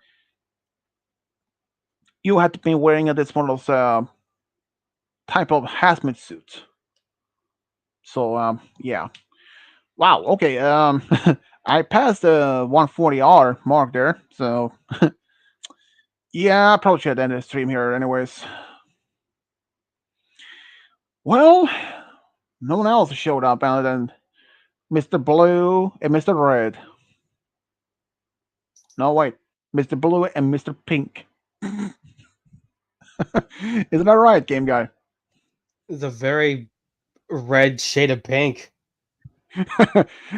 um, though, yeah, I mean, I wouldn't be surprised if Pink actually counts in a category as red. I I mean, you mean, make pink technically with red and white, so yeah. And when it comes to like red, there are many different variation of colors, like tomato red, crimson red, wine red, blood so red. blood red, like yeah, and white. That is also they have different variations. Um, like cream white, and surprisingly enough, um, I um at my work we had this hallway that we were thinking of repainting, and I was like, okay, but we were told that we can't paint it at any colors at all. There were specific colors that we had to go for. Okay, I was like, okay, I thought maybe it will be maybe light blue, like almost light version of almost like the same blue that Malakat's OC is. That type of light blue, or maybe just light gray. But nope, it was either white or Stockholm white. Yeah, apparently there's a white color that's named after the capital of Sweden. And get this, the wall itself was already white. So one day when I came back to work, I was wondering when they start painting walls. And I was told they actually had already painted a section of the wall. I was like, wait, what? Because they had spackled the wall, removed nails, screws, and other things that from the wall to put some spackle on it and grind it down and clean it first. I remember exactly that the wall was white previously before that. When I came back to work one day, and this was shortly after that they start to clean it, and I was told I was just asking when are you going because they had put those brown paper on the floor that you use when you're painting walls like that, sure. But when I get to work, that paper has was gone. So I was like, wait. So when are you painting wall? I asked one of my supervisors, but they told me they was only painted. I was like, there's no freaking way that's painted already. It is white. Because the boxes or those buckets that contain the paint was a little bit medium gray. I mean, I thought the color was the same thing as the buckets on the interior color, which were the light gray. I thought, okay, there might be light gray in the walls, but nope. And honestly, though, I could not tell apart from that white that they painted on the wall and it was a previous white color. To me, it looked identical. I was like, hmm. I have seen cars that some even my mom said that is not a nice color, which is slime green, or as No, people call it, no, or you don't color your car green. That or doesn't work even as out. I don't know. yeah, or as Well, that's not that green anyway. Normal green, yeah, like forest green, like that's fine, but it's like you don't yeah, make it or like light green. That just nope, nope, no, nope. lime. Okay, lime green, which is perfect, fine, since that lime Not like is can not be green. It's like yeah, yeah, lime green. not a Lime green at green all. can work.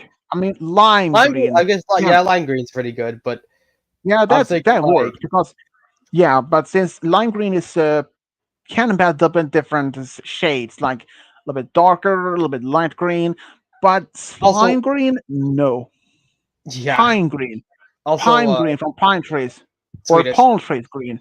Yeah, Would you consider gray to be a sort of like shade to white, or do you consider it its own color?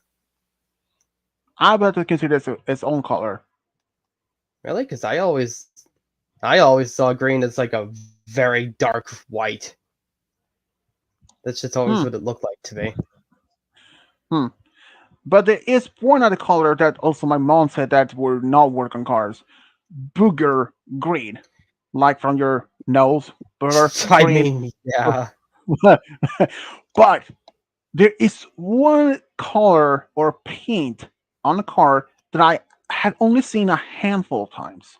But from what I understand, it's not that I don't know this if it's that common, but for what I think at least, it's a little bit expensive paint because when you're seeing it from the car from the front, it might be like looks like it could be uh, dark purple, but when you're walking by the car, that shade of paint changes from dark purple to might as blue or green.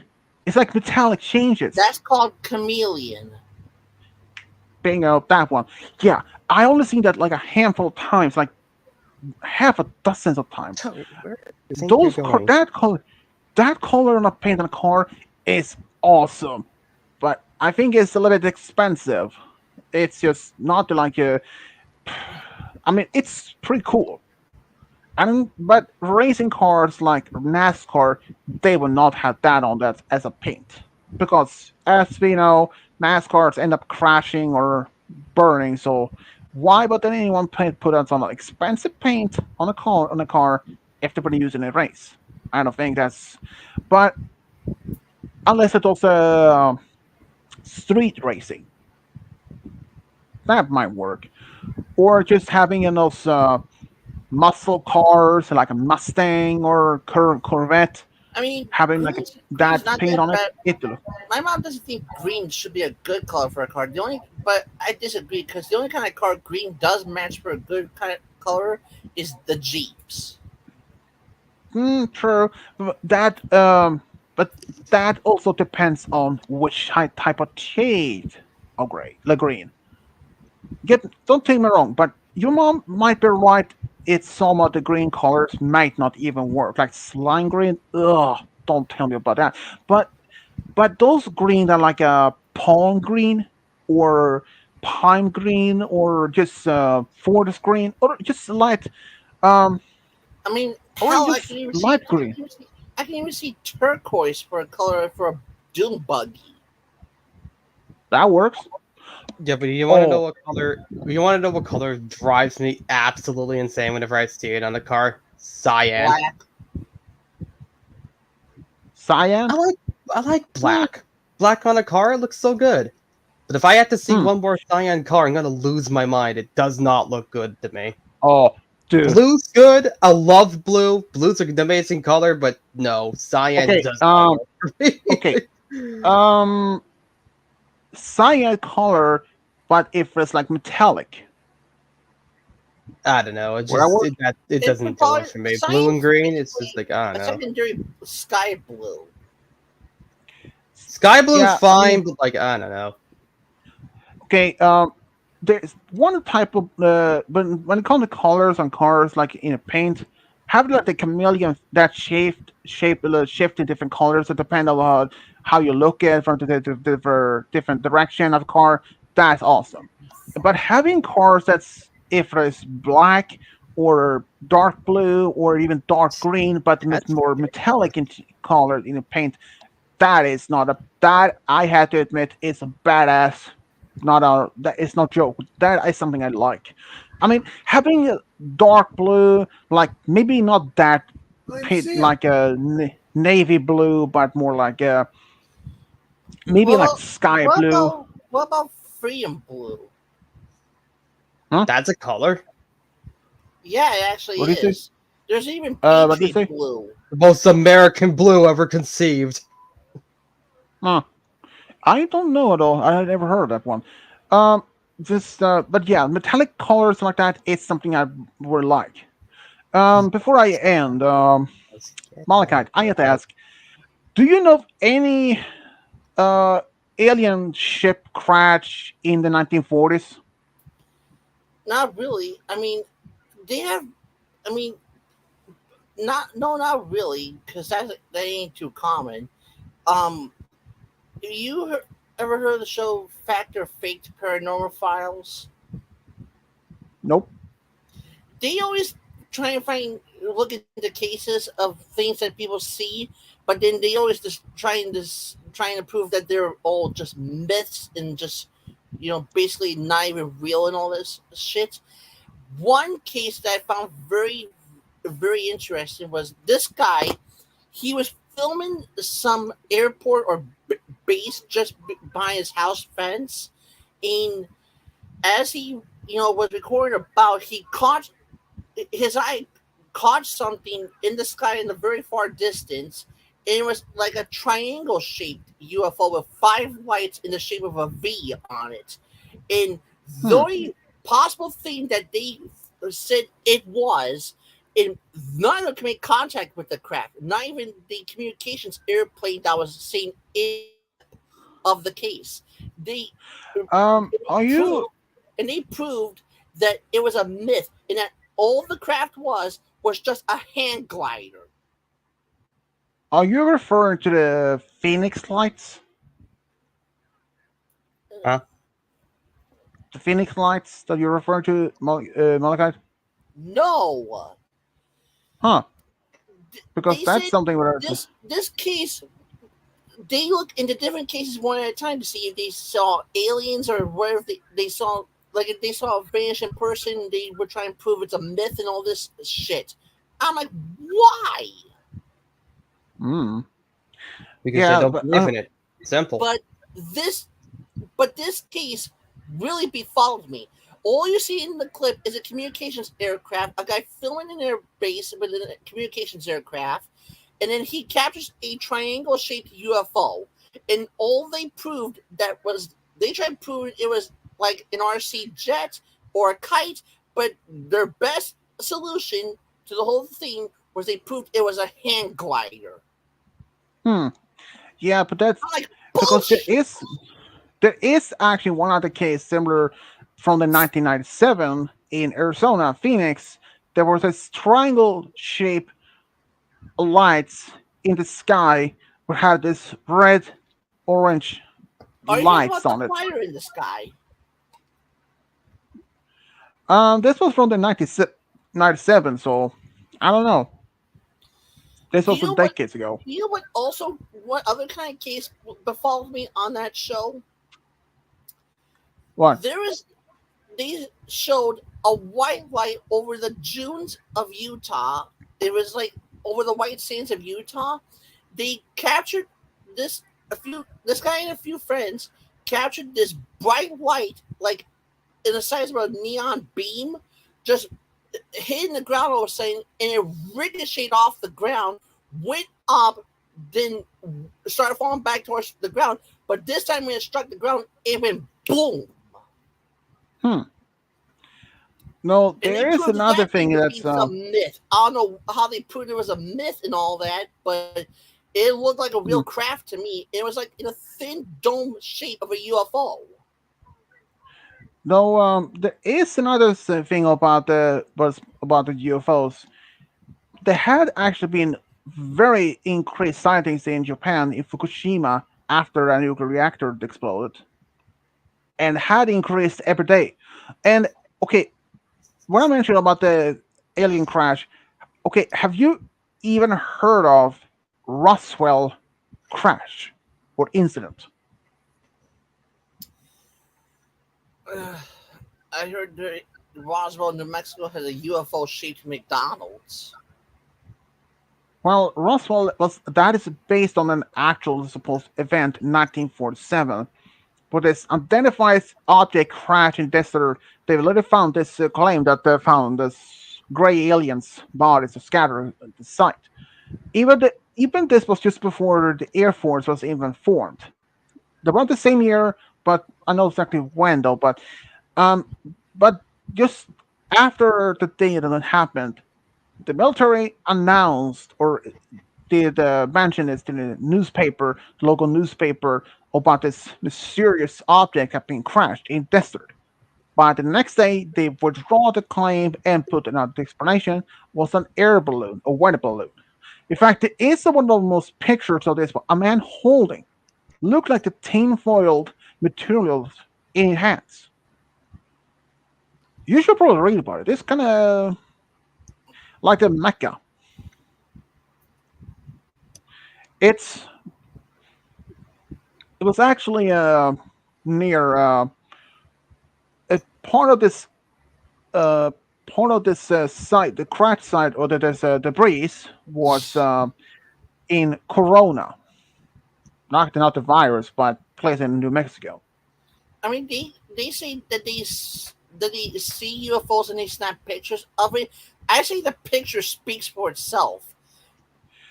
Some of them actually have been proven to be just fakes, but others cannot be explained.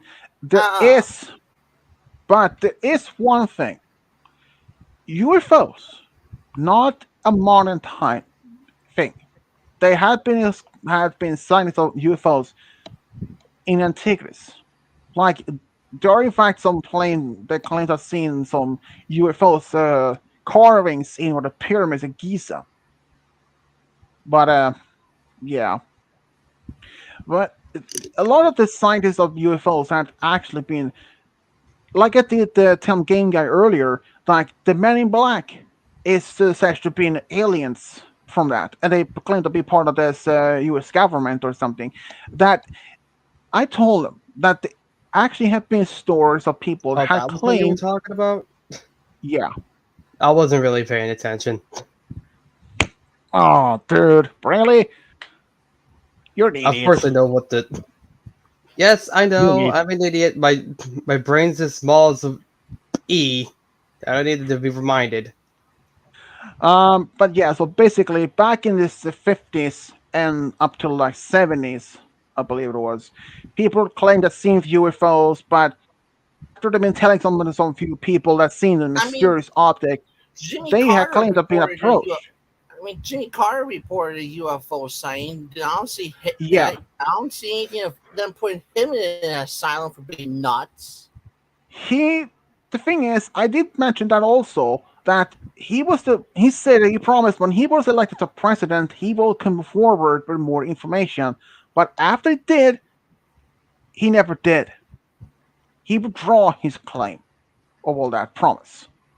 But like I mentioned, some people that claim that seen a man in this UFO, some mysterious man in black showed up at their homes. After the same day they saw it, before they had some could have told friends and family about this, but some of them actually walked up the door, either by company with maybe just one or up to just three men in black suits, tie, and all that. Some of the stores that have been told that the men's are bald, no eyebrows, complete pale, like almost like ghostly pale, and it looked like it had been made of plastic. There have been some stores that people that have been claimed to seen this have been told to stay away, to stop talking about this, to be almost like it being warning or almost threatened. Not only themselves, but the whole family. Mm. But then, but then, the same thing for the U.S. Air Force. Many pilots claim to seeing this type of UFOs in the sky. Could report it back to the commanding officer at the base or where they were stationed.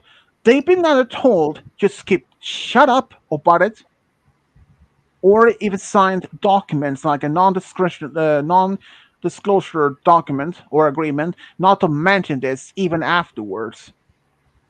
And that not only happened just to the Air Force, it could have been in the Navy, it could have been in the Marines, you name it.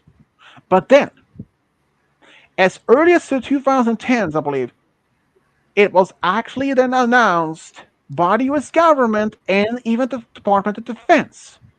There had been alleged sightings of these unidentified objects in the sky, not only in the US, but around the world, where their personnel, the Navy, Air Force, Marines, has seen something unexplainable, but they have been just announcing that they were aware of this. And in fact, they had even started this, I think it was maybe in an organization or it was a community that were looking into more into this and take this seriously. In fact, there are some people believe that the US have already been in contact with aliens for decades already by Area 51 as the main base of their talks. After all, that base has been known for a lot of those theories where many they've been storing a lot of UFOs, other uh, alien bodies, and all that. So it's. But I do think that even despite how many fact that many photos of UFOs been taken from the 1940s and onwards, from between 1940s and maybe as the 60s, some of them may have just simply been fake hoax, just made up. I don't deny that because some of the photos may look so perfectly real, but some of them looks to be so realistically real, but they turn out to be complete hoax. But I'm not saying that every single one of them are complete fake. There is one object that is been taken photo from one of the space shuttles back in the 80s, and that object is known as Black Knight. It's claimed to be an alien object. Another thing is that some not crypto, but some conspiracy theorists and even ancient astronauts or theorists like that, they believe, claiming that this object is 13,000 years old. But there is no object that's, I mean, if you're looking at most satellites in orbit, has solar panels, but this object has no. And there are photos. There are photos of this Black Knight on Google. You can just look it up. But there are some NASA and other organizations that just had a perfect answer what it is. They say it's a thermal blanket that was either swept away from, that was discarded as trash from the station or something else. It makes sense if that's just that. But okay, if they had these organizations that claim that this one is 13,000 years old, question is, how can they prove it is 13,000 years old? Hmm? It's unlikely they had to send a space shuttle or something to approach that object and taking a sample of this metal and analyze it. I don't even think that you can actually carbon date metal. Let me see.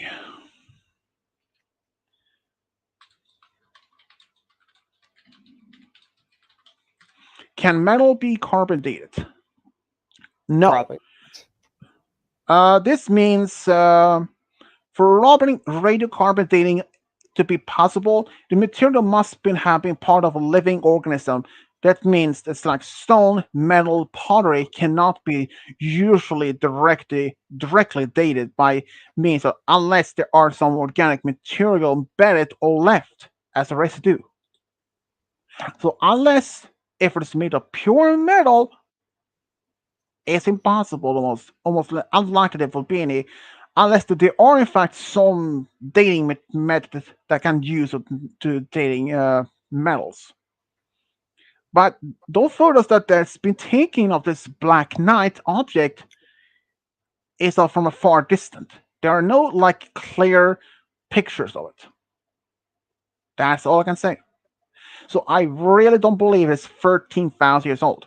Because if it is 13,000 years old, it is old as the Ice Ages, which lasted around for close to 10,000 years ago. Well, this actually the Ice Age lasted for over 100,000 years, but yeah, I doubt that's even that old. I mean, more towards more this just simple trash or some tools or equipment that was discarded from the station or maybe as previous space stations. Could have been from, who knows, maybe from the American Skylab stations or even from the Russian Mir station. And who knows, it could even be from China's space station they have in orbit.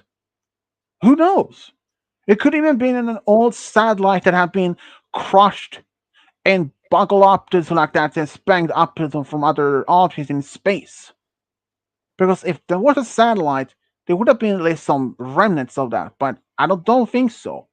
If it's a thermal blanket, possible. Is it something else, like from the current space station, or from the previous space stations, or perhaps from the something that from the space shuttle's crews just throughout that not going to be used? It's also possible, but having it as 13,000 years old object in orbit without any actual scientific proof that could somehow date that, given actual evidence of its actual age, without that, it's impossible to tell if it's even that old. Is it 13,000 years old? Is it 100 years old? If it's just 2 years old? 50 years old? Who knows? So the Black Knight that we have in orbit, I don't think it's even actual science, alien object or something.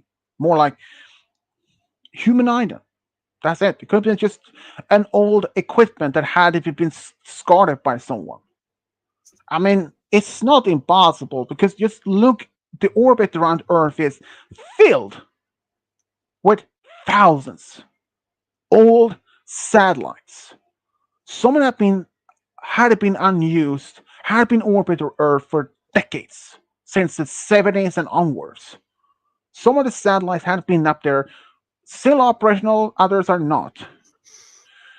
So, yeah. So that this Black Knight object, I don't think is an alien object at all. I mean, more like human trash or something like that, or something. And okay, Taylor is back. Hmm. Hey guys, sorry. So we're talking about aliens, are we? Well, I mean, technically yes and no. They just talked about some famous rocket sightings of UFOs over the years, like the Roswell incident, 1947, all that, and Ooh. they suppose, and that's Taylor, supposed, yeah, and they supposed black object that's been orbit called the Black Knight. No one Hmm. actually knows what it is because there are photos of it on Google, but not an actually high, like a Taylor, HD clear picture. Yeah, game guy. have you met Malachite? I forget if you have. Huh? If you've met Alkite, I forget if you have. Oh no, I've not. Hello. Hello. Yeah, Malachite or Skylight Cyclone, or he has The man of um, 1001 OCs and no polka dots. yeah, he has Oh, many by the different way, OCs with he different loves many names. planes and trains and all kinds of stuff like that. Oh, hey, sweet. Do you know about the Tehran UFO incident? 1978, 76? It was one of those two. I think it was 76. Say what? The Tehran UFO incident, 1976 or 1978. It was one of those two. No? In Yeah, Canada? Uh, Tehran's a place in Iran. The Iranian UFO incident, to where an Iranian F-4 Phantom technically had a quote dogfight with a unidentified object over the capital city of Tehran, however you want to pronounce it. oh, you know, in Iran? Yeah, No. No, I never heard of it. I mean, well, I know. it's one of the best UFO encounters and one of the spiciest ones, because technically the alien shot at the Iranian F-4 Phantom, which the Phantom is a military aircraft from the 70s. It's still in service today in some countries, kind of old, but still pretty good. Oh, you mean something like the F4 Phantoms, like what the Navy would have used? And yeah. Tell you he knew his stuff. Hmm. Yeah, but I It's- mean, I'm not surprised though. I mean, there's another thing, like kind of make an example when he mentioned that, but the planes that still used by different countries. Um, the Germans U-boats they had it from the by the end of the Second World War. Some of them actually was used as a model for the very first nuclear power USS Nautilus. ah, But yeah, but sightings of UFOs has been reported from many locations around the world. Some mm, had been, but many of this, like I did, which I told Malachi, the game guy, that some of the sightings of UFOs that's been in US had been, well, despite being photos and recordings, but some of them have been discarded as being just fakes or other explanation, more logical explanation, like they could have been a plane or something like that.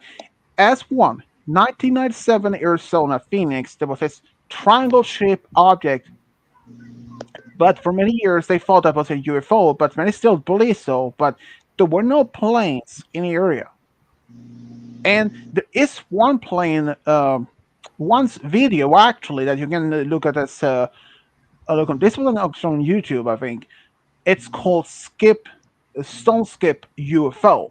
It okay when you throwing rocks at the water surface, like when it's jump on the surface, that looks like what happened to this particular UFO. It was skipping the surface. And wow. another thing is, and some of the other sightings of these UFOs is that has been seen by U.S. Air Force pilots for many years now. Mm, Some of them actually have been recorded. One, in one particular, is it somehow travels the speed way past any of that. In fact, Mm. I saw this. I saw this on YouTube, but not that long ago. It was about a week ago, I think. There was this pilot in mm, 1940s. He flew in over Utah, and he saw nine saucer-shaped objects in the sky, and they flew by him at wow. 12. They flew by him 1,200 miles per hour twice. And I can say that right now. This was in 1940s, and at the time there was no plane, no aircraft, nowhere else on Earth could have reached that speed. And well, technically only one, the German jet plane. That was the only plane in the world that had jets. But Nice. otherwise, but otherwise, there were no planes in the world that had even had the capability to gain that speed. And even if a pilot would have pushed this plane at that speed, yeah, let's say they would probably not even survived. The plane would have Mm. died or Would crashed.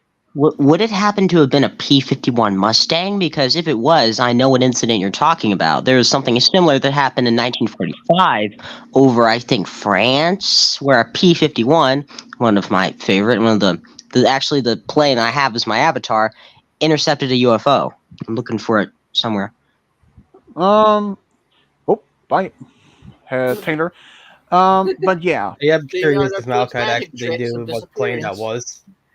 It is same. Um. But yeah. So that plane I mentioned was that saw this pilot saw this nine objects.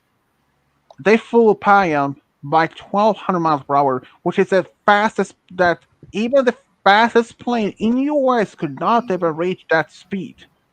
Like there was somewhat twice as Mm. fast, or it was like it was insane. There is one Australian pilot that's vanished after had noticed there's something on the sky. This I think was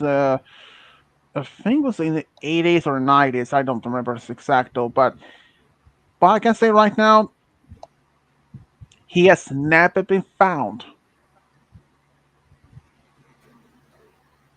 at all. Neither him or the plane. In fact, even Bermuda Triangle claims that a lot of that some of the missing planes and ships is in fact from UFOs. Mm. He's back. All right, I'm back. As I don't know what happened. Anyway, yeah, yeah. If it was I don't know what happened. I just cut out. That happens. Um, Srish, Also, have you heard of a TV show called The World's Most Amazing Videos? I've not. I was asking Uh, Srish You're that as Swedish? well.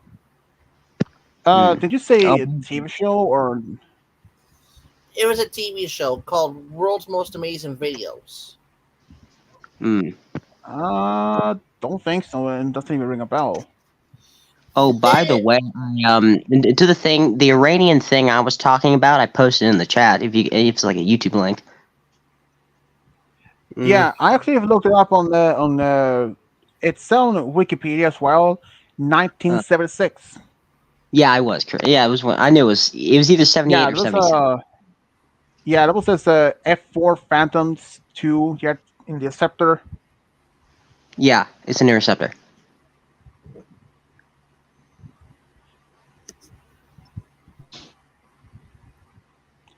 Well, I mean, it's possible, but I'm not surprised that as many pilots have been either being told to keep shut up about this type of stories, and or they're being told to being just keep quiet about it. Just Yeah, but now this Iran is one of those more sketchy countries. But at that time, before the revolution in 1979, we were on good terms with Iran, and we'd be more inclined to believe them because we. yeah, but this yeah, but U.S. pilots. Mhm. But now these days, after the Department of Defense actually admitted there had been some sightings around that, and many pilots in the U.S. Had not only pilots but also staff from the Navy, the Marines, and the Army, you name it. They had been disclosed that been not keep quiet about this type of sightings. But not only UFOs, but also identified. Uh, um, there had also been some sightings of underwater objects, like objects that's similar to as a UFO, but they have different names. Most of them are actually being seen either by uh, around Hawaii, but also in Florida and many different places around the world. But yeah, that's pretty much what I think. mm. And I think it's time to end the stream here since passing in almost 2.5 hours. Oy. Yeah. Oh yeah, sorry I popped in so late. I just got back from the super cool aviation thing in Huntsville, North Carolina. Hmm. I'm sorry, Huntsville, Alabama. All right. You might be careful down there. From what I heard, that's one of the number one spots around the U.S. for tornadoes. Yeah, I used to live in Mississippi. Tornadoes were a bit not as common as like Texas or Missouri or those places, but it can get pretty bad. Also, do you know Swedish? Do you know who Dr. Jan Davis is? Oh Nope. boy. She is a very famous female astronaut. She went up to space 3 times. Um, Once helping out Japan, the first Japan and Canadian technicians cooperation, and the first Russian cosmonaut cooperation in 1994 after the Soviet Union collapsed.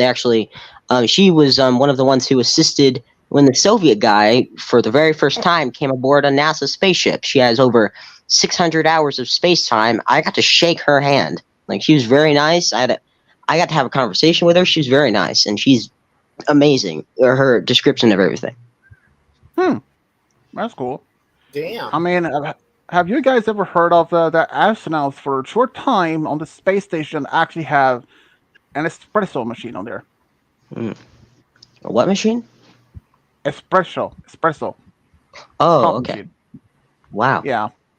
Well, I mean, it was a special design since you can't have any liquid substance open. Like if you have like a Coke bottle, that substance will immediately floating in midair. So,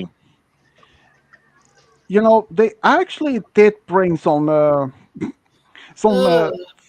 They even brought flies over to the space station once to see how they react in zero gravity. Well, let's say it didn't work out for them so well. I think they even brought a dog, cats, rats, spiders, and all that. And even after Columbia crashed and exploded, there were no human survivors, but there were in fact survivors from that crash, and that was worms. They had a Ah, part on this. They were part of an experiment they had on the station. But over the next few years, the International Space Station had been is designed to burn up in the atmosphere. mm. Been designed to be retired in a few years, but it might be canceled. It might have been delayed, or maybe they extend the time. Who knows? Things like that happens all the time. Well, Yeah. I should probably end here. So, but if you want to stick around, we might play some Super Millionaire afterwards. That is, well, depends on game guy Well, and Malaka too. um, Merlin, do you like playing trivia? I do. I played trivia a few streams back. Again, it's been busy this summer, a little bit more busy than I'd like it to be, but it's been it's been going pretty good. I popped in a few streams back for an Avatar trivia. Uh, well, this is well, that's what Super Millionaire is. It's basically each quiz is 15 questions, Oh. and I have Well, like everyone. over 100 of them. Mm-hmm. He can make his own questions in that. So, well, Oh. everyone, this has been fun. I should probably end here. So, this is been an interesting stream. So, even it's supposed to be only for 1 hour, but to surpass that, my Hey, we mistake. enjoy ourselves. We enjoy ourselves so much. We can't help ourselves, you know? True. Well, this is Rich Diablo signing off. Bye. Oh, See oh, bye, Cologne. ya! Bye, Cologne. It's nice meeting you. And if you see an alien, Hmm. give him a thumb up. Give him a thumb up. Got it. I'll